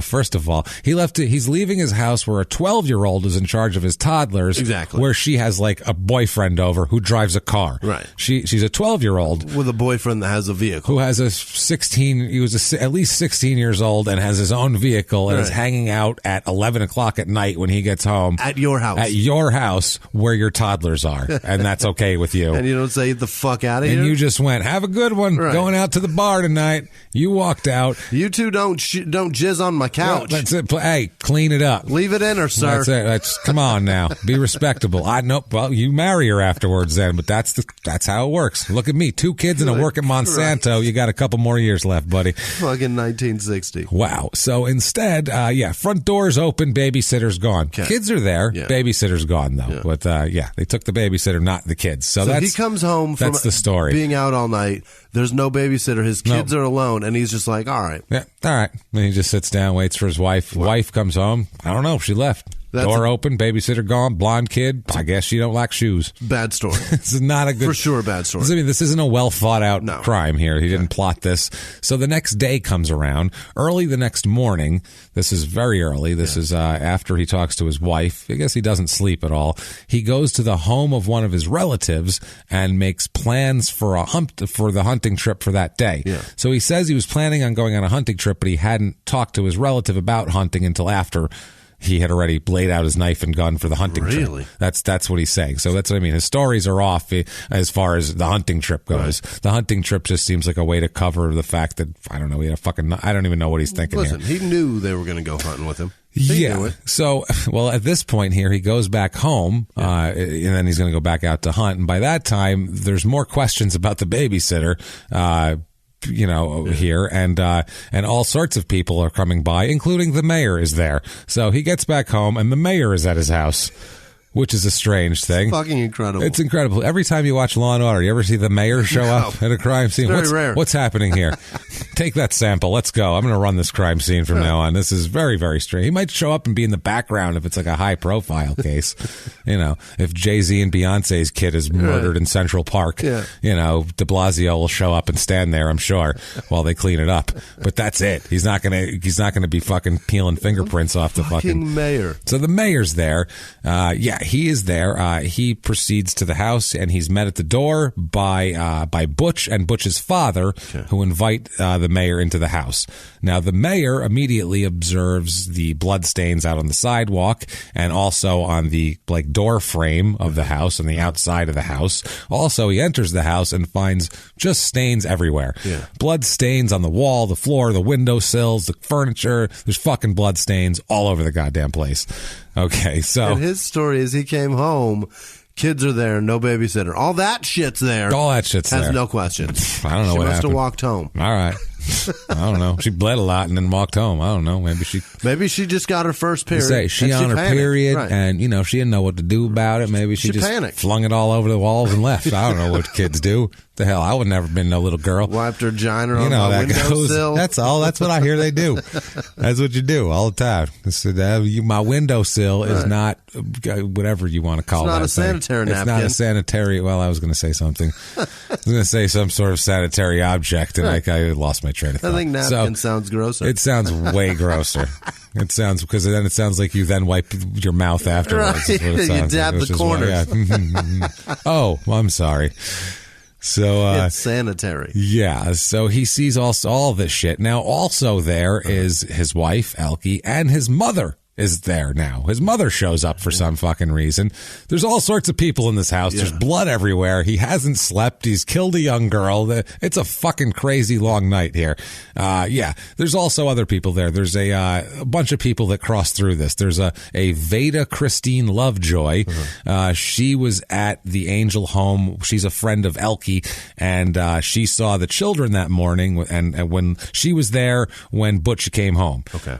There was this Lovejoy lady, his wife, 2 kids, and then his mom showed up. Then the fucking mayor came over with the chief of police and everybody else in tow.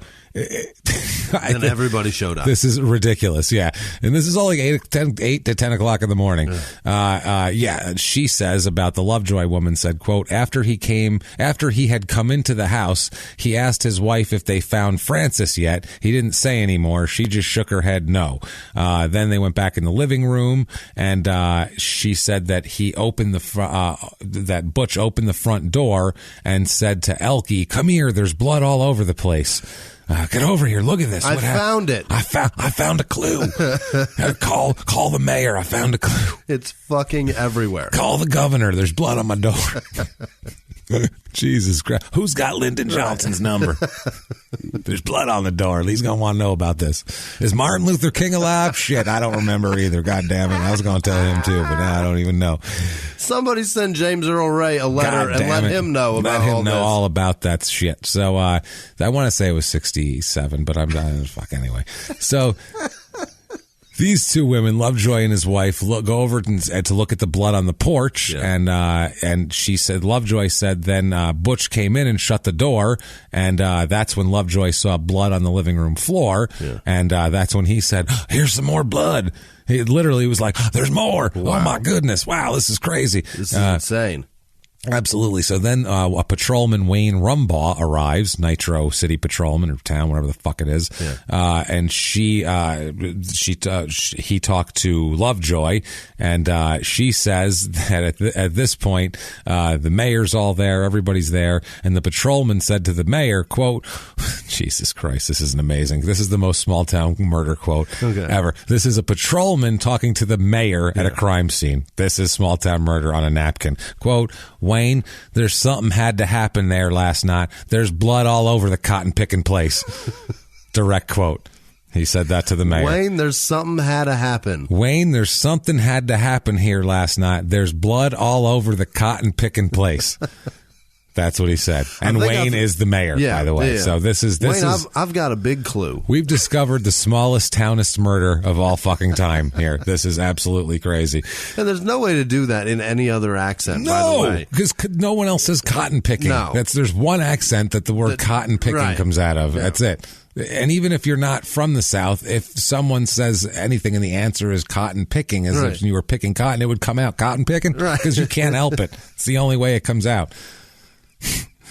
You know, you can't, filet mignon has to be said with a bit of a, you know, it's the same thing. Cotton picking, filet mignon, same thing exactly. So anyway, this guy here, the officer Rumbaugh, is then there's more blood on the porch. So they show him the blood on the porch and the living room. That shit is everywhere. It's all over the place. Also bloody handprints on the bottom part of the windowsill in the dining room. He did not do a good job of this is what I mean. All pointed out by... Guess who? Yeah, Butch. Yeah. I found more here. Here's more blood. There's blood all over the place. And I came in. There's blonde boy and 5 guys, and I stabbed one of them. And he didn't tell the cops that, but he's got stories for fucking days. None of them make any sense or add up to shit. So it's at that point where Butch's mother shows up, and also his sister. Let's the whole fucking family, the mayor, the town fucking blabbermouth Lovejoy. So they're parading all these people through a crime scene. There is 9 people parading through a crime scene. They have not gotten everyone out of the house. They're just walking around pointing shit out. Boy. The mayor's going, come here and look at this. And they're just plop, plop, plop. Let's get your footprints all over the shit. Somebody open the front door. I'll open the back door. We'll get that horse parade running through this shit. If we get some shit in here, it's going to kill that blood smell. All I smell is blood and chemicals right now. So let's get some shit parading through here. We can't even luminol the place because the whole fucking town will glow. I don't think they had luminol back then. That's the other thing. I don't even know what the hell we're in a scientific black period right now. It's just dead as far as that shit goes. But yeah, they're letting everyone come through. Literally the mayor and the town gossip and his mom and his sister and his kids. And just wiping their feet in people there. Bringing their dogs over. It's licking the blood up off the wall. Shit's insane. This is absurd. His wife had a Tupperware party while this was happening. It was where her book club met. There was a lot of people coming in and out. Quick pleasure party. That's it. Yeah, his bowling team came over to celebrate their win last week. It's a very dildo sales and candle sales. You know how that goes. They go through the roof. Get yourself a vacuum today with your Tupperware. Jesus Christ, man. So I got the Kirby man coming by later. The Kirby man. Oh boy. I got the encyclopedia guy coming at 2:30. He's got an appointment, and then the knife salesman's coming. So we'll see what happens. Jesus. Holy shit. So his mom shows up with his sister, and then also Francis's brother came over at this point. He pops in the room. What is this, the middle of, what is that? Does he live in a gazebo in the center of town? Truly. The fuck is happening here? So the brother shows up and says, quote, they have positively identified the body and it was Francis.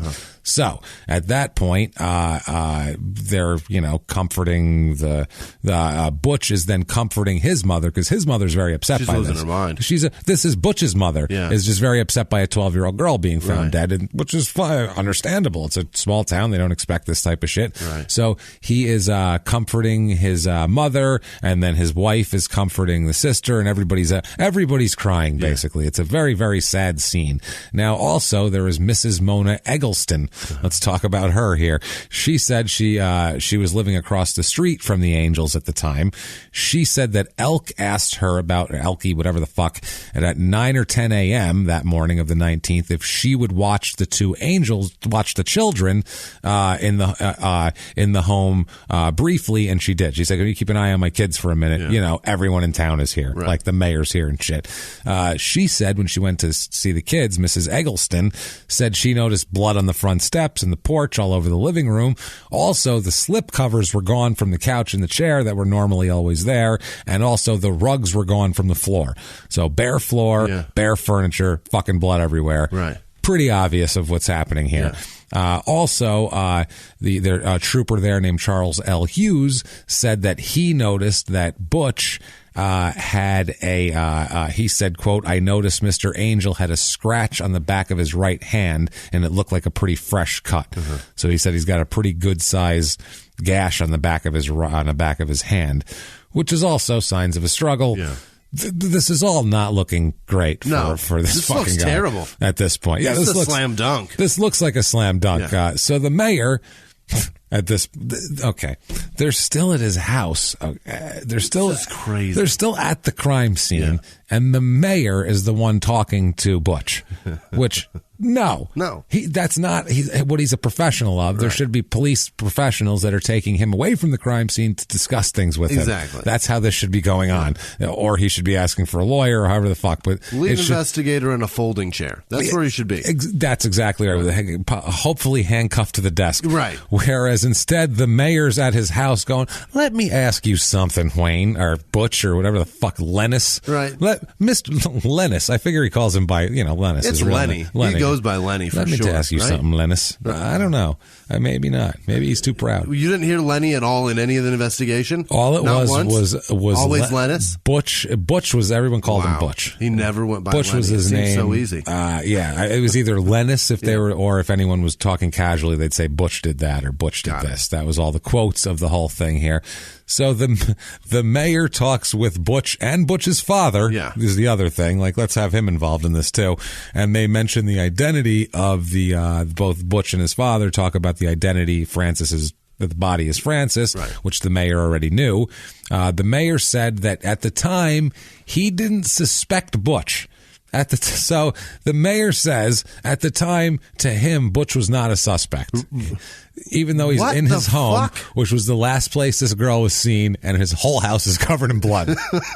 That's at least suspect. Even if you're not sure, the word suspect really applies to that hard. Like, you can grab it and fucking latch onto it. Pretty obvious that's where the murder happened. I would say so here.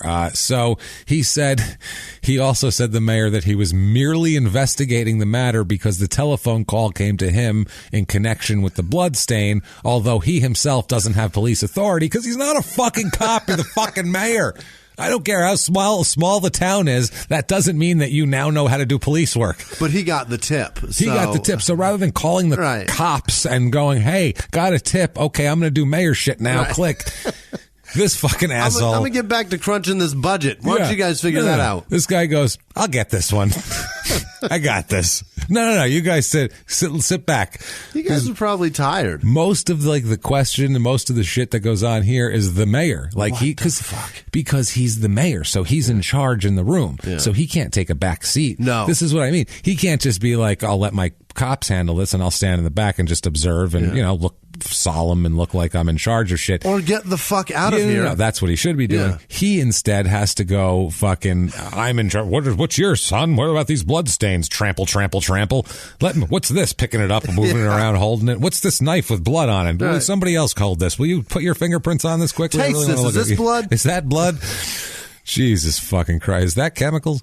So this is a goddamn disaster. The mayor discussed the whole thing with Butch and told him, and I guess Butch told him that he left home at 11 p.m. the night before, and at that time there was a boy there named Butch Reedy. See, I told you, everybody's named Butch. That's why he changed it to Butch. He's like, everybody, there's only one Lennis. I gotta fit in. If I say I'm Butch, it's like 12 people. It could be anybody. They're all assholes. Yeah. He said there was a boy named Butch Reedy, so he just throws this poor Butch Reedy made up person under the bus here with Francis, and that he felt that the Reedy boy was the guilty party, and he wanted to help the police solve this matter as quickly as possible. Sure. Let's round up Butch Reedy.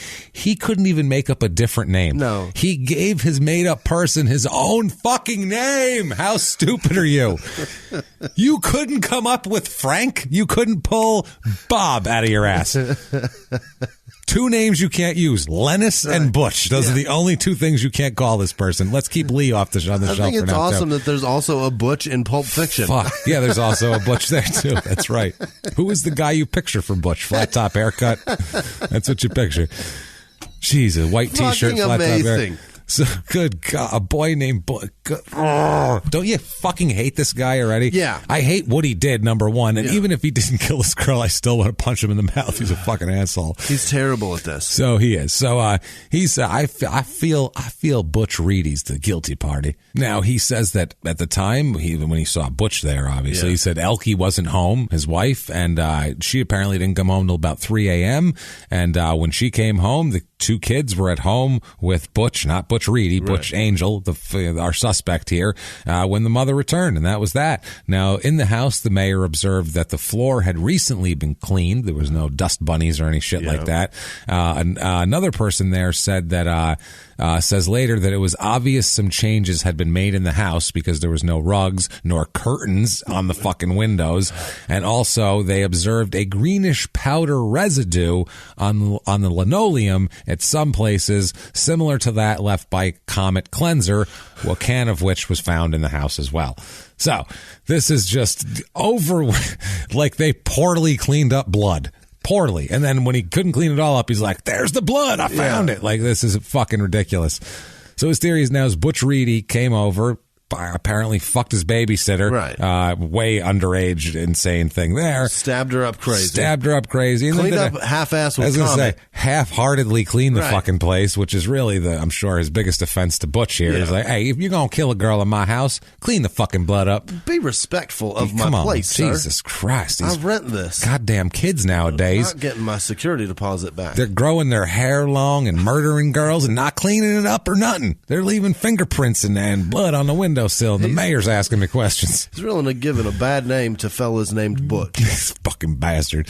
So, she's not home. The whole deal here, the mayor observes all this shit, Comet Cleanser, but he's not a suspect, mind you. Not at all. No. So the mayor tells Butch that the police want to examine the house further, and the evidence introduced later on is that Butch readily agrees to this. To the search of everything and examine the house and because he's saying, I want to help you find the killer. That Butch Reedy's a bad seed. We got to get him now. And he either gave or had the key to the house given to the mayor. So, again, don't take the stop it, he gave mayor. The key. Here you go, mayor. Go look through my house. Okay. Have a gander, Come on, sir. guys. Wait, first, call my wife. We're supposed to have a dinner party tonight. We're going to have it here instead while I look around this house. What the fuck is going on? We need to contaminate this a little further. So, he does this. The only deal here is there's a conflict in regard later on about the whether the defendant's father, later on when he's a defendant, whether his father gives the key to the mayor without the consent of him or not. That's what he's saying. Well, my dad gave it to him without telling me. But meanwhile, he was saying, go ahead, search the house. Right. I just want to help you find Butch Reedy, blah, blah, blah, blah, blah. So the police say that Butch was present at the time the father gave him the key and that he made no objection to it at all. He was saying, yes, go ahead. So now the mayor says that he was acting on an offer of cooperation through this whole thing from him wanting to help the police, that Butch wanted to help the police, and suggested that to Butch, the mayor says, look, why don't your family go to your father's home while the police, search through your house and figure out what's going on. And the mayor. And the mayor, of course. And Butch said okay, so he went to his father's house with his family. The mayor also told Butch that he would have to go to the police with the police down to City Hall where he could make a statement, quote, if he so desired. If you'd like to make a statement about the, missing girl who was last seen by you in your home, it's now covered in blood, maybe come on down. But we could use it. No hurry. I mean, when we find the guy, we're going to need your testimony. That's the thing. Well, it is Saturday, so college football's on. It's November, so the West Virginia's, the Mountaineers are pretty good this year. I'm not going to lie. So I understand if you need to be at a tailgate party this morning. I get it, is what I'm saying. But if you so desire, you want to come on down there and make a quick statement, that's fine. So the mayor calls the police, and Butch takes his family to his parents' home, and the mayor locks the door to the house and leaves with the key. Again, where are the police in this fucking town? Is the mayor the only guy? What is happening? Stop trying to be in charge, you asshole. What is going on? Fuck me. Jesus Christ, what you get when you get a guy with the same initial for his first and middle name, an asshole. So did he go afterwards, after locking it up, go pick up the body and then take I think he took it to his house. He just took it to his house to check it out. I got her in my garage. I'm going to do an autopsy. I'm just going to poke around on it. I got my toolbox out and I'm going to see what happens. West Virginia plays in like 4 hours, so after the game, I'll have a gander in there and count the wounds. I got nothing to do. What the fuck? What else I got happening? I don't know. So my wife's making a pot of burgoo. She got that Monsanto chemical burgoo cooking, and it's going to be delicious. I'm really interested to see how much a heart weighs. Yeah, it's going to be fun. We're going to check it out. We're going to find out today. It's exciting. So a little after that, 2 Nitro City police officers arrive arrive at Butch's home, arrive at Butch's father's home, and they talk to Butch, and then Butch takes the officers back to his home, where he again points out all the bloodstains to these people for some reason. No one is there a crime scene unit that just... What they all need Butch to show them. Yeah. Where are those blood? Let's go get the guy who lives here and he'll show us the bloodstains. Just go there and look for them. You're fucking cops. Jesus Christ. Fuck. God damn it, this is irritating. Were they like apologizing? I'm so sorry. This place is such a mess. We will try our best to get find that blood off for you. The man who did this is a terrible person. We are so sorry, Butch. That Butch Reedy, he's going down. Thank you for identifying the killer, because that's going to be very, very helpful right there. You are a real hero. That would be like if OJ was like, it's probably Colombian drug dealers that are mad at Faye Resnick, and they were like, exactly, and they started just investigating all the Colombian drug dealers. So it must be them, and they left OJ at his dad's house. Like, that's what this is the equivalent of. Meanwhile, these fucking guys asinine. Next year, you are the Grand Marshal of the Horse Only Parade. Ooh, that's Horses something. only and Butch. And Bush, and he's just in the back waving.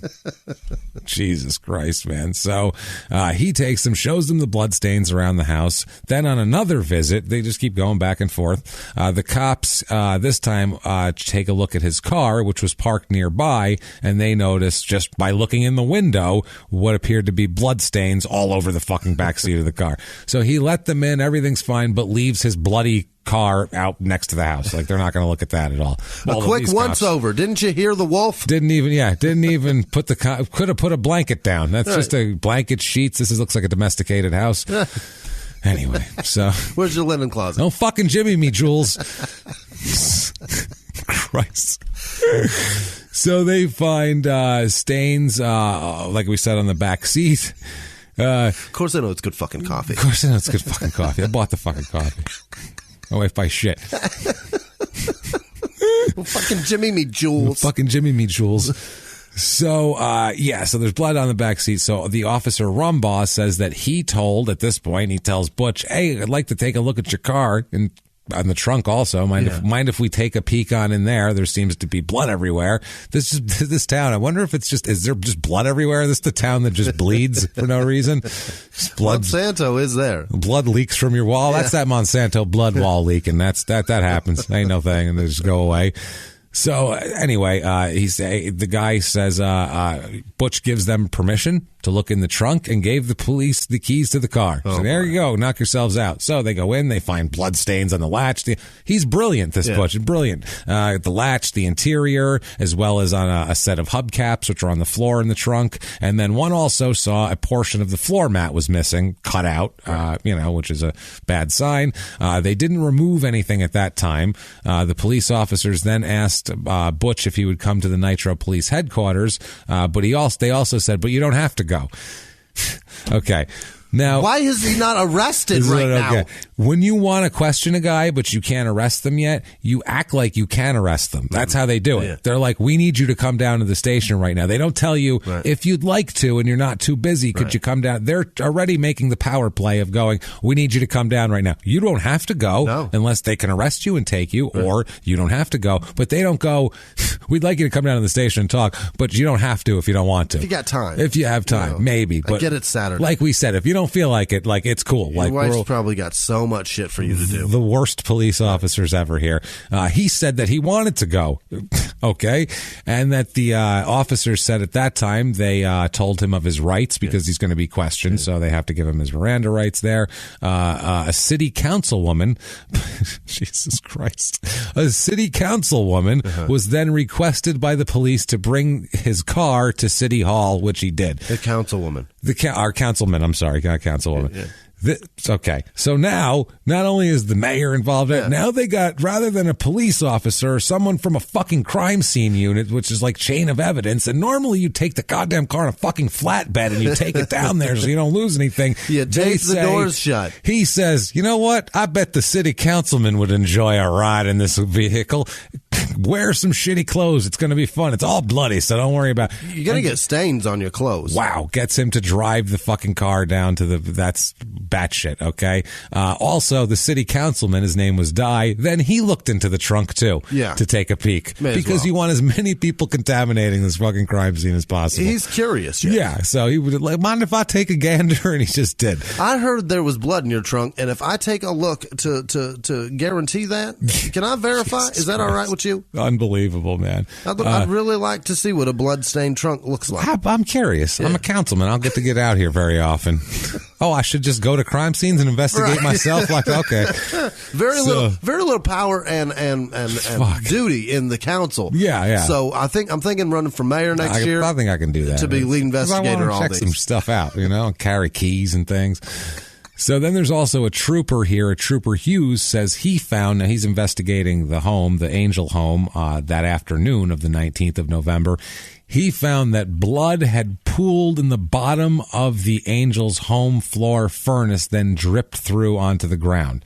So it had dripped through the floor because it was blood pooled up around a furnace that they didn't see because it was like, it had, that much blood came through the walls and the dripped ceiling. Dripped through, which is fucking nuts. That's a lot of blood. They also find a bunch of shit in the river backwater behind the home. Oh, they drug it behind his. Yeah, very easily. They just went back there. It was right behind his house. He didn't even go like 3 houses down and they just tossed shit from the backyard. They found underwear, a sock, a T-shirt, a Charleston Gazette dated November 18th, 1966. Jesus. So just in case you didn't know exactly what day all this shit went in, let me help you out with the fucking...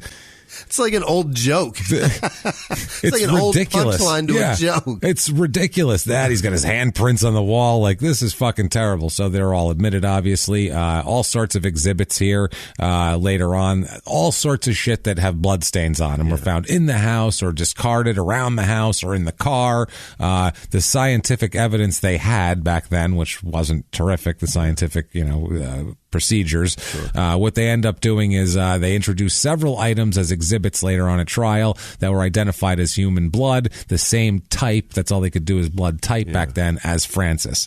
So that's what they find. They also introduced that they found hair in the car that was identical from that taken from Francis's head. But this is identical literally by a guy in a lab coat holding 2 strands up to the light gun. And they look the same. That's literally what they did back then. There was no... Same color. No, they literally went by characteristics. There was a certain number of guys in the Mindhunter book. They talk about this. Okay. It's characteristics. That's all it is. They went by is it a blonde hair? Is it a Caucasoid hair? Is it this hair? Is it that? That's it. Does it appear to be washed by the same product? And they said the hardest ones, any kind of dark-haired person, is very difficult to figure out because it's for some reason it's all very similar and hard to tell. Right. Basically, blondes there's more distinct coloring and shit on them. Whereas blonde, there's a lot of different shades of blonde. Like dark hair, it's fucking dark. So they were saying those are difficult to find. Anybody ethnic, they said, was more difficult back then. So anyway, so they were all guilty. So they just said fuck it, guilty. We don't know what happened here. So they found the hair, like we said. Now when he got to City Hall, Butch, he was offered the mayor offered him a room to use so he could talk to the officers. You guys want to? Do they have an interrogation room? They're set up in a way. In a hotel room. Would you like a room? Do you feel comfortable? You want to put your feet up? But the Waldorf is right here. Let me tell you something. The broiled chicken in the room service that comes up, it's delightful. It's just delightful. It's light. It's airy. You're gonna love it. Wait till morning. You get that continental breakfast. Delicious. It's continental. No, it's on the city. Right. See, you don't have to pay for it. We just want to make sure you're comfortable. So, at this point, Butch is introduced to a trooper named Hurt, who advised him of his rights again and asked if he wanted to call an attorney. JL? RL. So, now, first, Butch says that he does want to talk to the attorney. He wants the services of attorney Clarence Watts. Okay. But when the trooper picked up the phone and started dialing the phone, he then stated that he didn't need an attorney. Okay. So I don't know if he said it just to see if they were serious, because he said, I want Clarence Watts. And they were like, all right, we'll call Clarence Watts up. Right. And he was like, no, never mind. I don't want, like, almost like I know Clarence Watts. He's my best friend. Like, okay, we'll call him. He's like, no, you know what? Never mind. Because we play this game where he pretends he don't remember me. See, and he's going to go, I don't know, Butch, I don't know who that is. And that's our thing that we do. That means that he's like, you know how it goes. I'll get him back. Don't worry. So I don't know if maybe that was the case. I know his schedule. He's napping right now. And if you wake him up, he you gets ever very seen Clarence upset. when you wake him up? You don't want to wake him up. Boy, is he mad. Every afternoon he has an egg salad sandwich, and then he takes a nap. So if you don't want to mess with him after that egg salad nap, it's a real hard one. He's sleeping there. Now, he said that he doesn't need an attorney. At this point, the trooper says that he didn't consider Butch a suspect at the time. Yeah. I don't consider you a suspect at the time, either. Even though all of the evidence says you're a suspect. However, this trooper did discuss the case with Butch, who told him the same story he told the mayor, but now he's elaborated on it even more. Yeah. Now he's got more details, and now he's thought about it for a while. They also said the knife and the knife holder there, the scabbard or whatever it is, the sheath. They call it a scabbard for some reason. The thing, and it's a sheath. Technical shit. Yeah. They'd been brought to the city building where they were shown to him, and he said that they were his. They said, "Oh, yeah, that's my knife," and stuff like that. The one that they found that was the murder weapon, obviously. Trooper Hurt also learned that Butch's car had been brought to City Hall. When he looked in the car, he saw blood stains on the back of the front seat, the gas tank, the trunk, the fucking thing. He sees all the shit. They're all just like, oh, that's still blood. That's a murder car. Take a look at that. That's a murder car. Right. All right, then. Just checking. Yeah. So then he checked the car registration, this trooper with the DMV, and he called Justice of the Peace and the whole deal to get a search warrant for the car to officially start harvesting shit from it. He later goes to the office of the Justice of the Peace and gets the warrant himself because of some delay in getting the warrant. So this guy goes, I'll go get the fucking warrant myself. I know the Justice of the Peace. I'll do this. Now, about the same time, another warrant was obtained for Butch, although a warrant was obtained for him to be arrested, although he was not arrested until after Hurt inspected the car and found the blood stains and all that shit and the loose hubcaps and all that crap, okay? Then they had the car towed to the police barracks, finally, and had it looked over by technicians rather than the mayor and a councilman.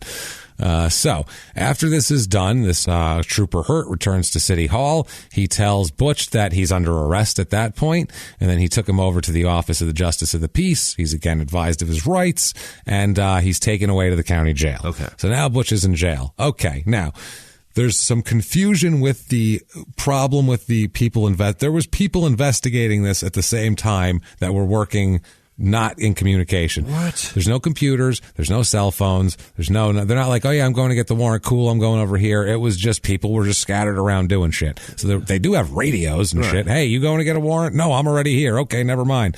So Ziploc baggies of evidence in all kinds of people's possession. All kinds. And there's different people trying to get warrants for the same thing. So there's different people trying to get warrants for the same thing from different judges. So it's like it's a fucking mess. The Captain Palmer of the Nitro Police had looked in the house and car and then got a search warrant for both of them at the same time. People from the prosecuting attorney's office attempted to get a search warrant and were apparently not signed until the officers had already searched the car and had certain articles removed from the car by state police. So is that technically pre the warrant that they should have had? And it gets very legalese and crazy at this point. They're going to fuck this up. Well, they're trying fucking hard. After the Captain Palmer got a search warrant for the house, it was entered by officers and items were obtained in connection with the crime, like we said. Curtains were later found on Strawberry Road near Coral River with bloodstains all over them, and the curtains fit the door and the windows of the fucking house perfectly. And everyone goes, oh yeah, those are their curtains. So they executed, they get a list of items taken from the house, and a copy of the list was left in the house. They do all the search warrant shit. Some of this paperwork was also lost at some point. Of course. Because it's a disaster. Why the fuck wouldn't it? The fucking mayor probably had. He took it home for some light reading after dinner. We have a brandy.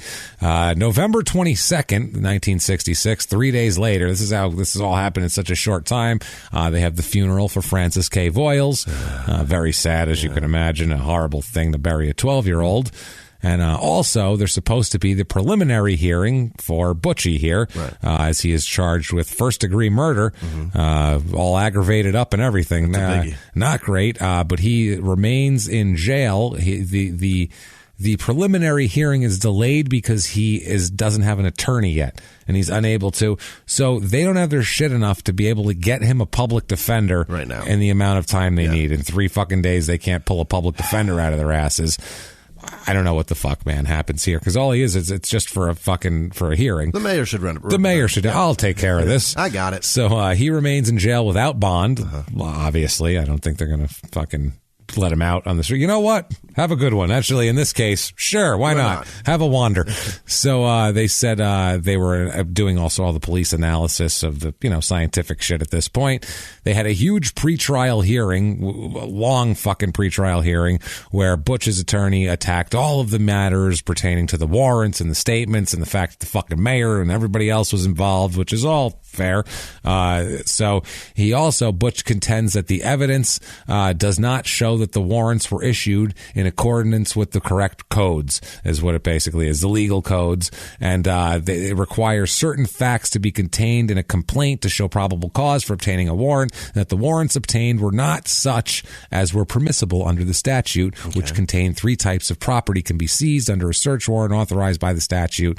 And they go off on a stolen or other illegally obtained property, instruments of a crime, and the contraband property used in violation of the law. So he's trying to use very picky legal language to pick apart the warrants and all this type of shit. They're saying, the court says basically go fuck yourself on all this. They said the complaints and warrants stated that a murder had been committed and that evidence was in the car or house, and some of the evidence consisted of hair, blood, clothing, and the warrants commanded the seizure of such items. It's Butch's contention that the warrants weren't sufficient to authorize the seizure of such items, mainly on the ground that the items mentioned in the complaint and warrant are not as the statute permits to be searched for, because they fell under the classification of, quote, mere evidence, and didn't fall under these 3 specific categories, which is complete horseshit. And there's legal shit, and then there's also logical inferences of, and I am not a fucking attorney at all, as you might notice, because I'm an idiot. I have a fucking GED. I did not graduate high school, so I don't know shit about this. Apparently, lawyers send us messages and saying, "Hey, you guys got that right." Like, that's where I don't know how. All I know is that I read this shit, and then it says this case is a reference to it. So then I read that case, and I figure out how that relates to that, and then I'll go back a few cases till I know what happened in this one specific case. But I could never know anything about anything else. So stop saying I'm smart. People say I'm smart sometimes, and I'm like, whoa, relax. I'm a fucking moron that if I work really hard, I can maybe comprehend one thing at a time. It's passable as fuck, James. That's it, though. No, it's not. It's just I'm better at editing even. I'm good. Terrible. I don't know what I'm talking about. So anyway, yeah. So he's saying that they shouldn't have had all that. The court finds that there's no unreasonable search and seizure in connection with the evidence used at trial. As much of a big mess as it is, he was showing everybody around, handing keys to people, telling them go ahead and search whatever the fuck you want left and right, and all sorts of evidence. Shit. He's showing them the evidence, and they go collect it. And he's like, you can't have that. And it's like, you showed it to us, asshole. So at the trial, the Lieutenant Barber of the state police, he testified that hair samples from Francis and the trunk latch match, also from Angel's auto, from Butch's auto, and a small rug that fits around the toilet bowl in their house had 4. They also had hair there, had basic similarities to her hair, but they said it's almost impossible to say that they definitely came from the same head because the science is inexact. Right. So nowadays, done. They'd know immediately. Okay, that's her hair. Boom. Especially done. if it's got a root on it. Yeah, it's you a fucking DNA that shit. You could DNA shit you touched fucking 10 years ago now. It's insane. So also they Dallas, this guy, Jesus Christ, a guy named Dallas Angel. Yeah. No relation, by the way. Really? Multiple Angels, multiple Butchers. Tiny town. Dallas isn't even related. Dallas R. Angel. That's quite the fucking name. Dallas Angel. Yeah. Jesus Christ. This guy here, he testifies that in October of 1966, he waited in the car while Butch Angel went into the hardware store to buy a hunting knife, when Butch returned to the car from the store, Dallas said, quote, "He showed me the knife." On the court, he says they said the knife. They showed him the knife that they found at the murder scene, and the Dallas Angel identified that as the same knife that he had bought with him at that time. They showed him the sheath, and this guy said, quote, "I don't remember this, I just looked at the knife." So that's sort of honest, I guess. Now, many of the details of what happened the night of him, what he did from the time he gets home and the babysitter Francis is there with his children to the time where he shows up at Arnold Summers' house. That whole thing in between, most of that comes from two different people from jail that he told the exact same story to. Okay. Of the whole thing. That's who testifies. That's how they got that whole story. That's what we said. What happened? He stabbed her because she slapped his. That all comes from. All that is from jailhouse. That's all from jailhouse informants that had the same story here. A guy named Gary Jr. Boggs was in the same cell as him in the county jail, and he testified that Butch told him the story about what he'd done. Middle name Junior. Middle name is Junior. Gary Jr. Boggs. That's how it works. Wonderful. No, it's really not. But at least his name isn't fucking Butch, so I'll take it. The details of this also they go right along with the testimony of other people who saw and talked to him and other people he told, and he knew shit that only that Butch could know, only the person that did it could know, basically.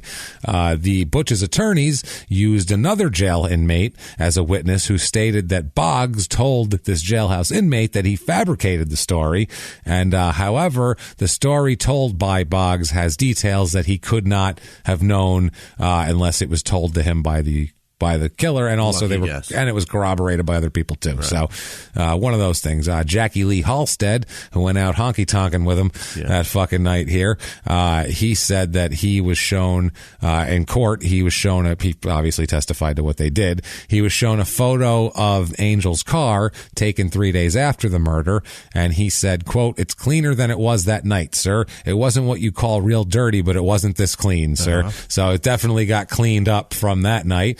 Miss Lovejoy testifies. Also, she testifies to everything we said earlier that she did, Miss Lovejoy there. She also testifies that her fiance drove her home about 10:30 or 11 p.m. on November 18th, which is the night that's right about when he was coming home from work. And she saw Butch drive away from his house in his car. That must have been when he was leaving.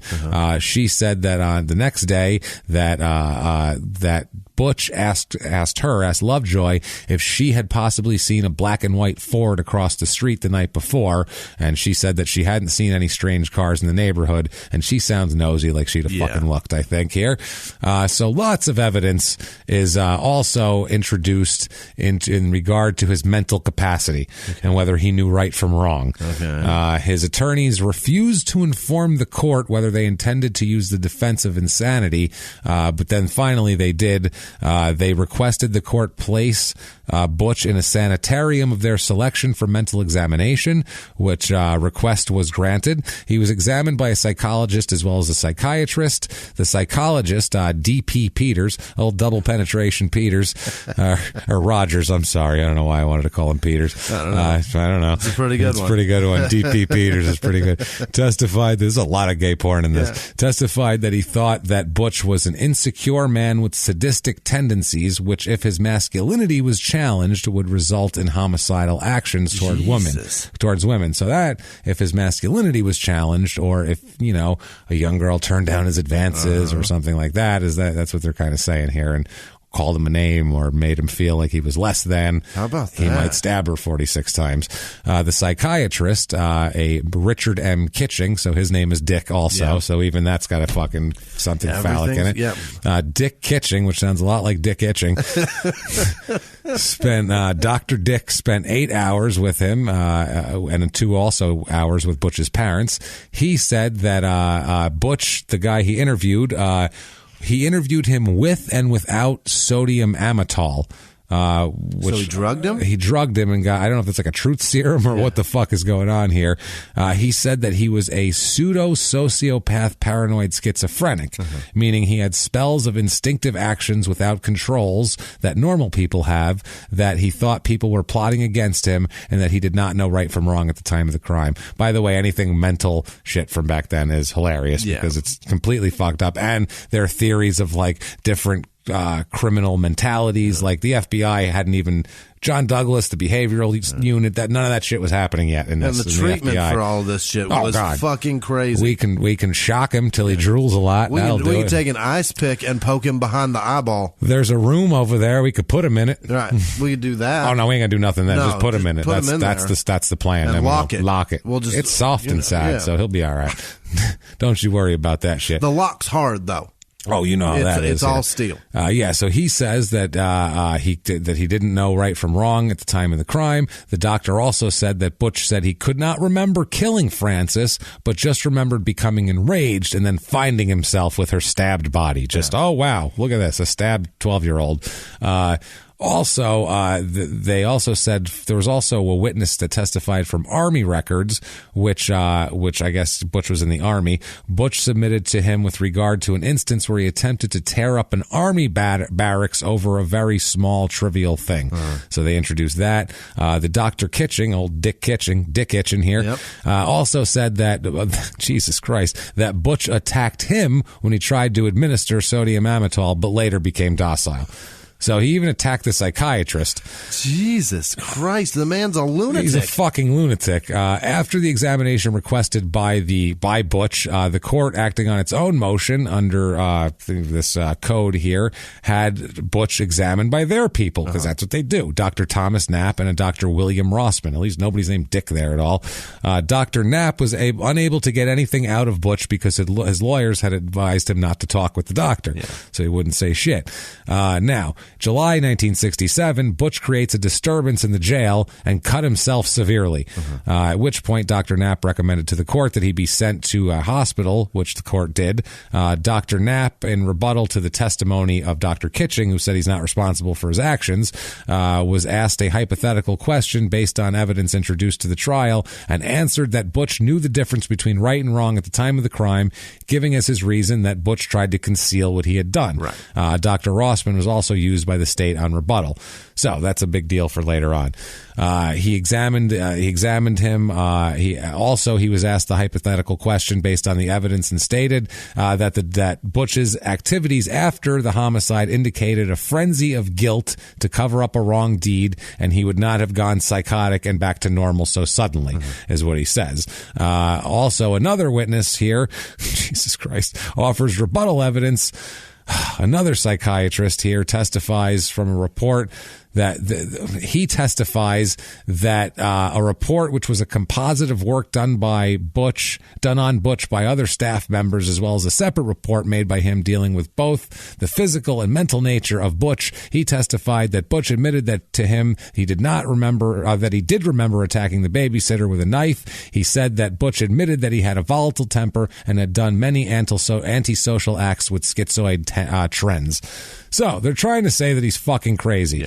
The doctor thought that Butch was not a true psychotic or full schizophrenic, and that he knew right from wrong at the time that he was examined at the hospital, and that's how it works. So after all this shit, by the way, he says at the time when all these doctors are testifying, Butch's people say that it violates his constitutional rights to be examined by anyone other than his own psychiatrist. How is that? It's bullshit. No, if one gets you, the other one gets you. That's just the way it is. I mean, I'm sure the judge could make a judgment on that, but it has to be for a reason. It's not just redundant? You're not allowed to look at him.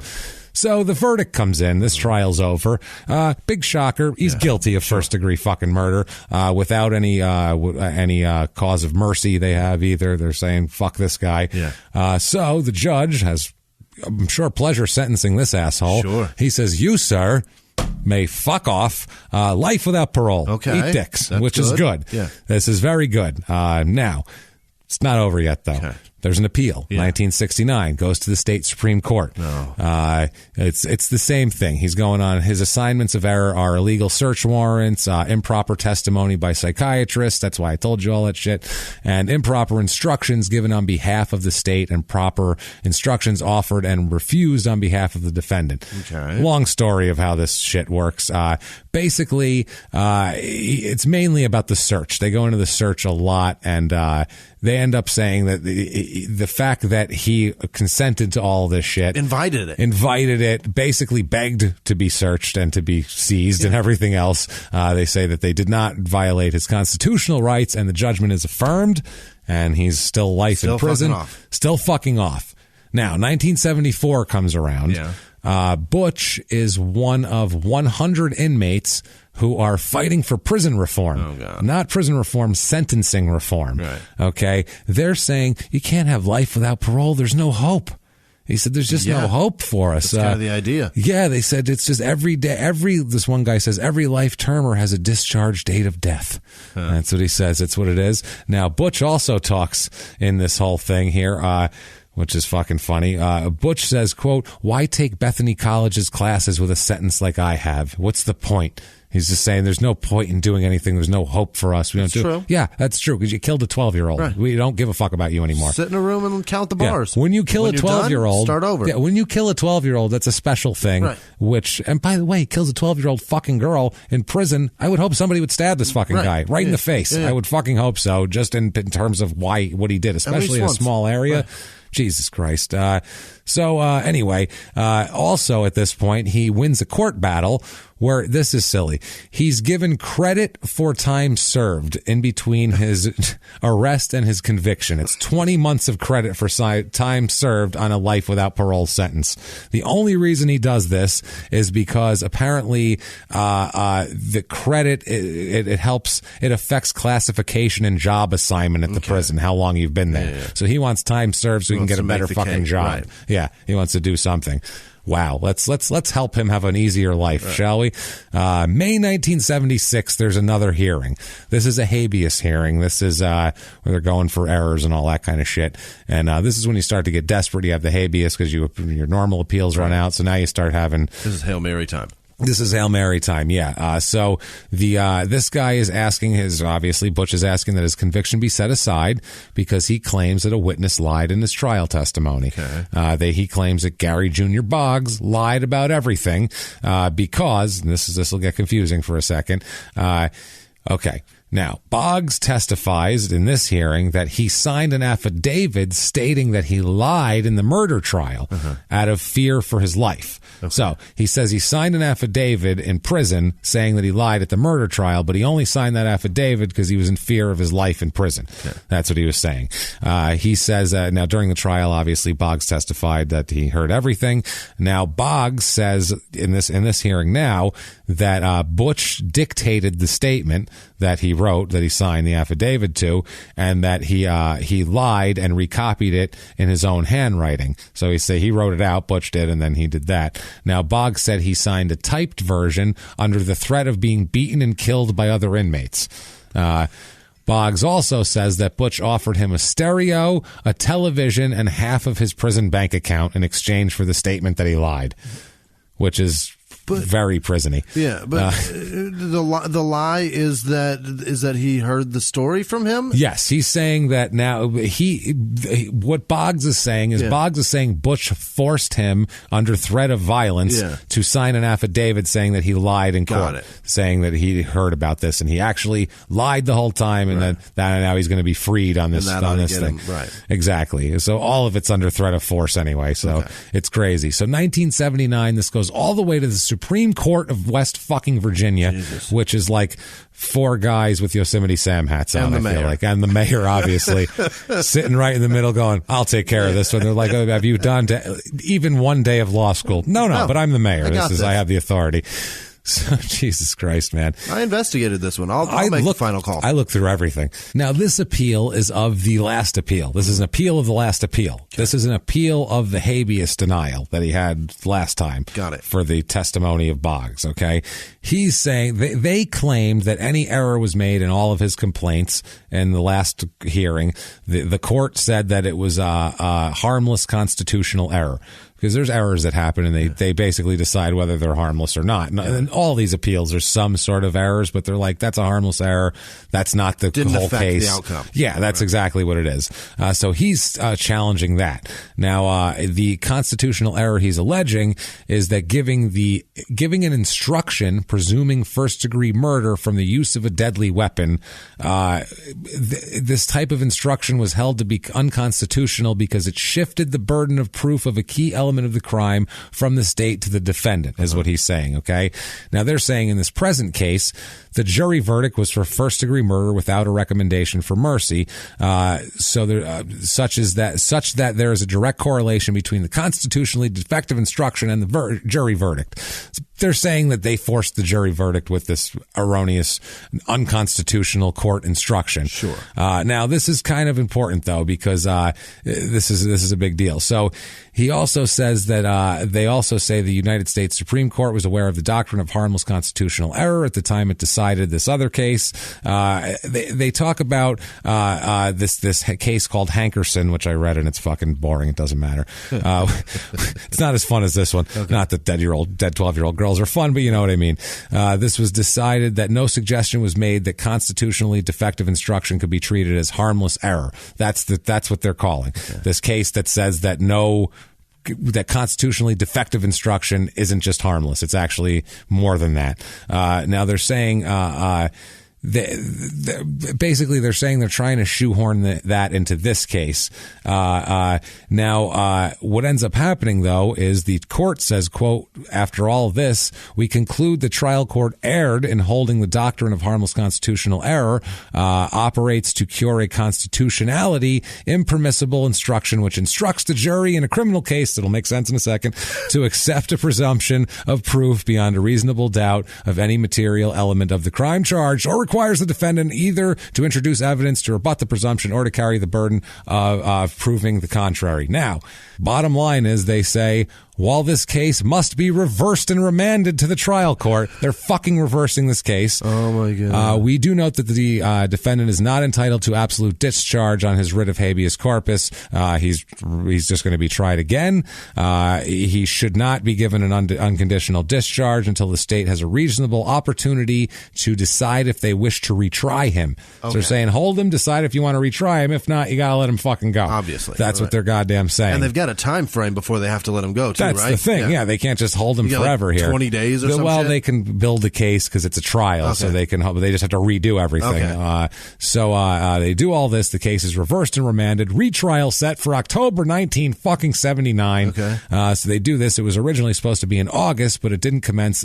And it doesn't end up commencing until February 2nd, 1981. Unbelievable. So 2 years. What day? February 2nd, 1981. Oh, okay. All right. So the venue was changed also because everybody in town had known about this. Yep. Also, the judge. How awesome is that? That it's his second trial on Groundhog Day. Yeah. Again, that's hilarious. Over and over and over again. Just keep doing his trial, and keep doing and it all ends terribly. Yeah, it all ends the same way. So the judge ends up being replaced by another judge, and the whole fucking thing. Now, his attorney.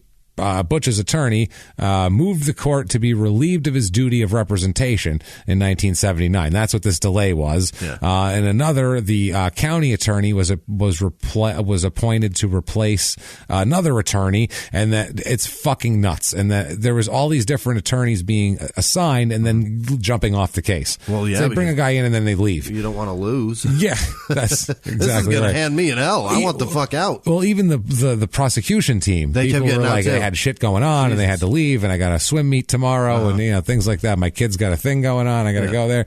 So in October 1979, the court was advised that there was disagreements among members of the defense team, and that that Butch preferred preferred that one attorney act as the lead rather than the other guy who was supposed to act at the lead as the lead. So they keep going back and forth. And upon questioning by the court, Butch replied that he was, quote, more in tune with the way, the one guy's name was White wants to handle the case. The court ended up, but White didn't want to go. Didn't want the fucking case. No. It's insane. Yeah. So he gets off it, and then he gets reappointed again in 1980. So all of these delays are because of him. Yeah. That's the fucking thing here. They're all his horseshit. But he's retried. It's a 3-day trial. Circumstances surrounding her have not changed at all. They discuss the whole thing. They get the Boggs' evidence. They have all the blood evidence. The only thing that's different is the mayor doesn't testify this time for some fucking reason. Get the fuck out of here. And there was no psychological or psychiatric testimony presented by either Butch or the state. They just said, fuck that. That's just it's a loser for both of us. So he's found guilty again. Fucking thank fuck. There's more fucking appeals. Yeah. And the appeals are on the grounds that there was such a long delay between which was his fault because it's all his attorney's shit. There was a slight delay in the middle between the prosecutors, but that was in between. That was during a time where there was a big lapse of he didn't want this attorney and he wanted that attorney. Right. So nothing fucking mattered. It's so stupid. He invoked Jesus Christ, this is so fucking stupid. The prosecutor at this point, the prosecuting attorney, fuck Jesus. Can you imagine having to fucking deal with this? They're like, this happened 15 fucking years ago, and this guy is still, Jesus Christ. You were convicted once, now you're convicted again. Just takes the fucking punishment. Absolutely right. He also, in this trial, he contends that the jury was prejudiced by the denial of that he wanted to individually talk to the jurors in chambers, the prospective jurors, about whether they've read a newspaper article concerning his prior conviction. Right. The trial judge questioned each juror who said they had read something about the case, and all who said they had reservations about being impartial were excused. Right. The remaining ones stated that the article didn't influence them or cause them to formulate any opinion concerning guilt or innocence, which that's all the judge's standard is. Right. That's all that the legal standard is. If you say, I can be fair, they got to go, all right. Thank you. All right. Yeah, that's all you can do. Stick around. They also say they find no merit in his assertion, Butch's assertion, that the trial court should have granted a mistrial when the prosecutor in closing argument, and we'll get to this, referenced to a fact that was undisputed. He said this is undisputed or something, but it's grandiose. It's closing arguments. Yeah. You're weaving a web. You're telling a story in closing arguments and opening statements. That's not legal fact that's introduced. That's just a statement. It's kicking things off. Yeah, can't say crazy shit, but you can be loosey-goosey. Inflammatory. You can be more loosey-goosey. Butch claims that this was intended as a reference to his failure to testify, which it wasn't actually, because we have the statement here, and it definitely wasn't that. He also argues that the court should have suppressed evidence obtained as a result of conversations between him and police officers after he had requested an attorney, but he then said he didn't want an attorney. Right. So at that point, you can say whatever the fuck you want. He asked for a specific attorney. They looked up the number and started to dial, and he said, never mind, I want to help you. I don't need an attorney. Why would I need an attorney? He literally said, quote, no, I don't need an attorney. I want to help you, end quote. That's pretty... I want to help you convict me. I want to help you. Please let me help you. I want to help you hurt me. Finally, he also says the shifting of burden of proof thing that we talked about before. Yeah. In the closing argument here, the defense attorney also tried to say, this is really hard to say. He says, quote, ladies and gentlemen of the jury, someone hitting your child doesn't justify that person being killed. Of course it doesn't. Nothing does unless somebody's trying to kill your child. Maybe that would. But there's no other indication that sort of thing happened. But the question and the issue is, was this a premeditated murder in the first degree, or was it a homicide, which was a result of some sudden passion and drunkenness taken together, which makes it either manslaughter or second degree murder? And there was a legal issue with what he said, and they tried to make that if the prosecutor said something that's untoward that they shouldn't say, that's a reason to have to reverse something. But if your attorney says something stupid, you can't then say, hey, my attorney said something that was illegal, that put the shit in a legal quandary, so now I get to go home. Because that was your attorney, stupid. So they tell him, go fuck yourself, affirmed, life without parole still. This is finally in 1984, this last appeal was, which was 18 fucking years ago, or 18 years after the goddamn killing. So he's still in jail as of May 24th, 2005. He's still in jail. And then his mother, Alberta Angel, dies at the age of 79 in a hospital there. This is I normally wouldn't put that in, but the fact that they say in the obituary that, by the way, Mount Olive Correctional Institute, or Correctional Facility is the place he's at. They say, quote, she is survived by her 4 children, Larry E. Angel of Nitro, Lennis L. Angel of Mount Olive. No, of fucking prison, you mean? Of prison for killing a 12-year-old girl? That is the nicest way to say in prison for murder that I've ever heard in my motherfucking life. Of Mount Olive. Like, it's, Jesus, of Mount Olive. That is brilliant. Holy shit. They didn't spring for the extra letters for correctional facility. Nothing. No, they didn't. They could have just said MOCC, I think it's called. They could have called it that. No, of Mount Olive. Like, he's got a lovely home with a garden. You should see his rose bushes. They're beautiful this time of year. Oh my God. Fuck me. He's currently serving life without parole at Mount Olive Correctional Center, eating dicks on a daily basis, and he's old as fuck too. He was born in 1944, so I mean he's getting up there in fucking age here. 60s? No, he's not. He's in 70s? That's he's in his 70s? It's goddamn near in his 80s. Okay, yeah. all right. So he's up there. Yeah. He's ready to die, which is nice. He's ready to die like Biggie. Hopefully somebody will shoot him in a car. That'd be great. I mean, it's a matter of time. It's almost he's definitely over. Going down. Yeah. Frances K. Voiles, man, she was born March 28th, 1954, and lived to November 19th, 1966. That's so brutal. Fucking awful and young. That is terrible, and it's hard because normally we try to talk about something about the victims, but there's not a lot to talk about with her because they didn't back then. They would just try to kind of hide the child and she's just a child. She didn't get a chance. And what are you going to say? She liked Jax. She's 12. She had no. So it's just tough. She had babysitting kids. Yeah, she didn't have a chance to have interest yet. I don't know what she did like, but I'll tell you what she didn't like. She didn't like being stabbed 46 fucking times. And she apparently didn't like getting a magazine swatted out of her hand. I mean, that's so one two thing things. Too. She is buried at the Spring Hill Cemetery in Charleston, and I saw her tombstone thing, and it just says daughter in her name. It's very sad. Daughter, not much else to say. Yeah. And I also, this is super weird, on their Find a Grave, on her Find a Grave page, there's pictures, and it'll have like there's an old faded picture of her from a newspaper that you can't really see. Fucking 50s? From 1966. Yeah. And there is 2 pictures of her tombstone, and then there's a picture of the death certificate with the cause of death, and it's fucking filled out by her dad. Oh my God. Like different parts and shit. It's fucking weird. So yeah. That's intense. It's very intense. If we were at a live show, I would show you that. And but we're not, so we can't. Well, but you should buy tickets to live shows in Houston where we can show you crazy things like that. That is Nitro, West Virginia.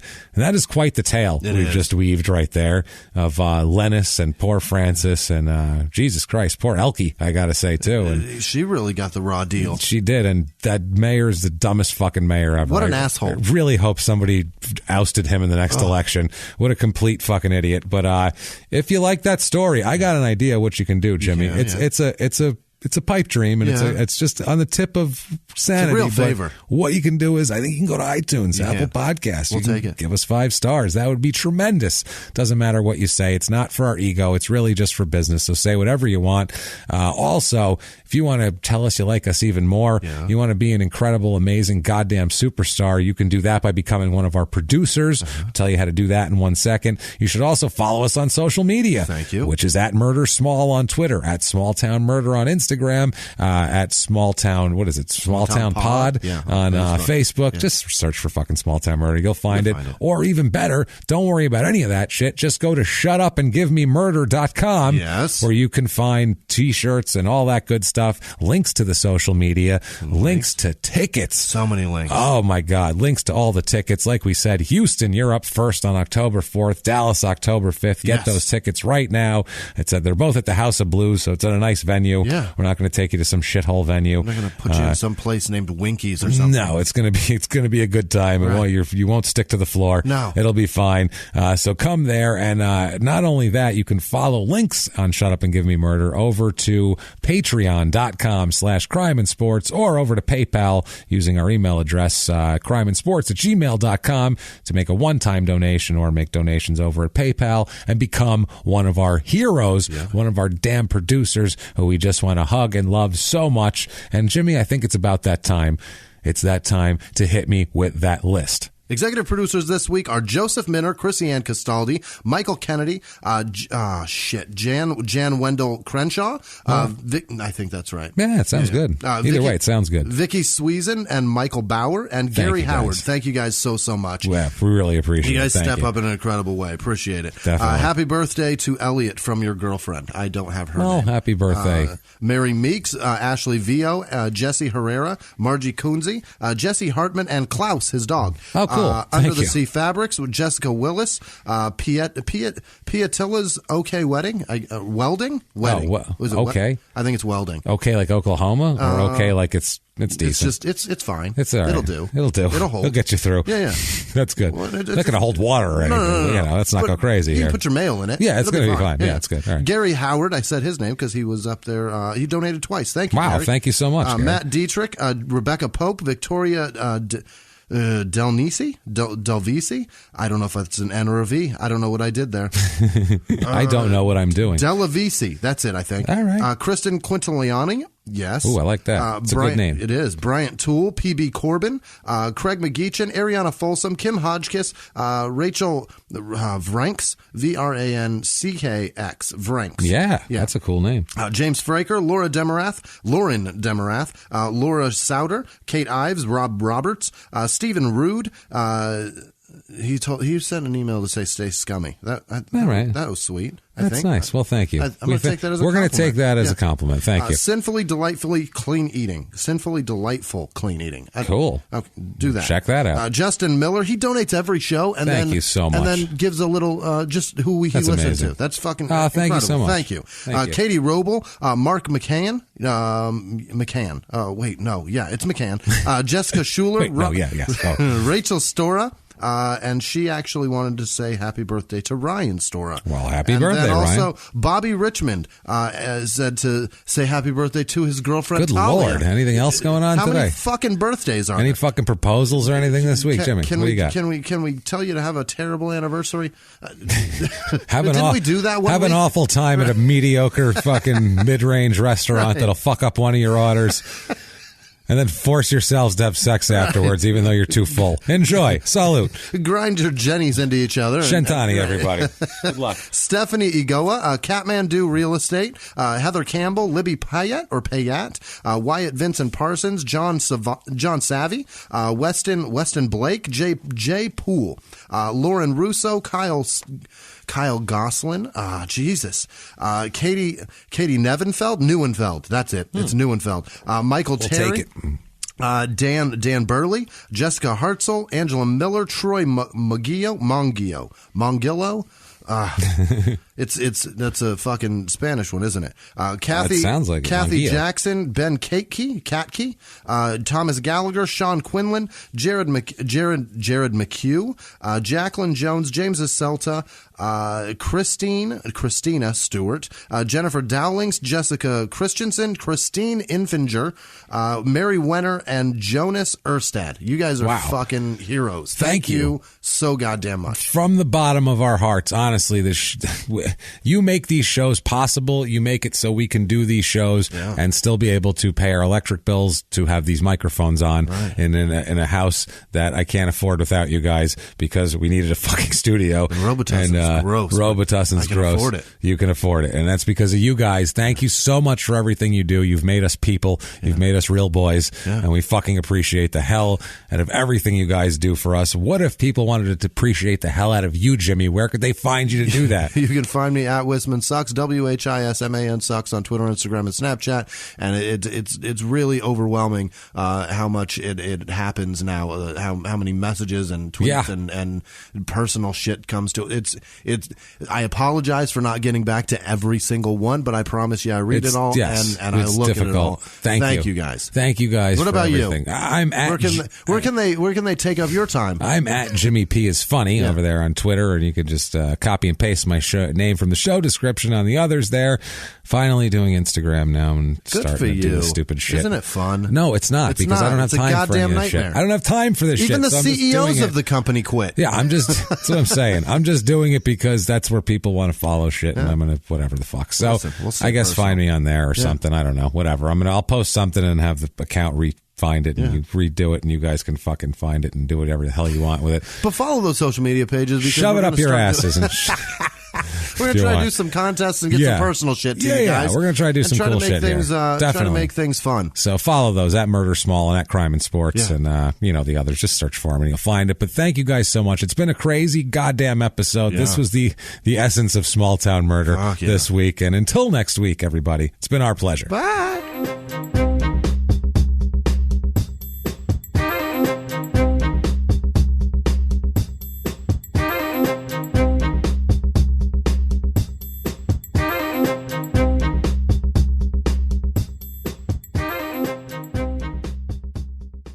If you like Small Town Murder, you can listen early and ad-free now by joining Wondery Plus in the Wondery app or on Apple Podcasts. Prime members can listen early and ad-free on Amazon Music. Before you go, tell us about yourself by filling out a short survey at Wondery.com/survey. In the 1980s, a rosé swept the country. Hey, Mike, I really like this White Zinfandel. Well, good. Now put it down. We're going to try another one. White Zin became America's top-selling wine. But most don't know that this sweet drink has a sour history. What began in 1986 with counterfeit bottles. A big fraud, a multi-million-dollar fraud. Sent investigators chasing one of the most powerful families in the business, the Licciardis. But the closer the feds got to them, the more dangerous things became. It's a story of deceit. At the time, I was paranoid. Threats. You touch my kids, I will kill you. And murder. With a .22 caliber bullet to the head. What started with a scheme to mislabel wine spilled into a blood-soaked battle for succession. Welcome to Bloodvines. You can binge listen to Bloodvines exclusively and ad-free on Wondery Plus. Join Wondery Plus in the Wondery app, Apple Podcasts, or Spotify.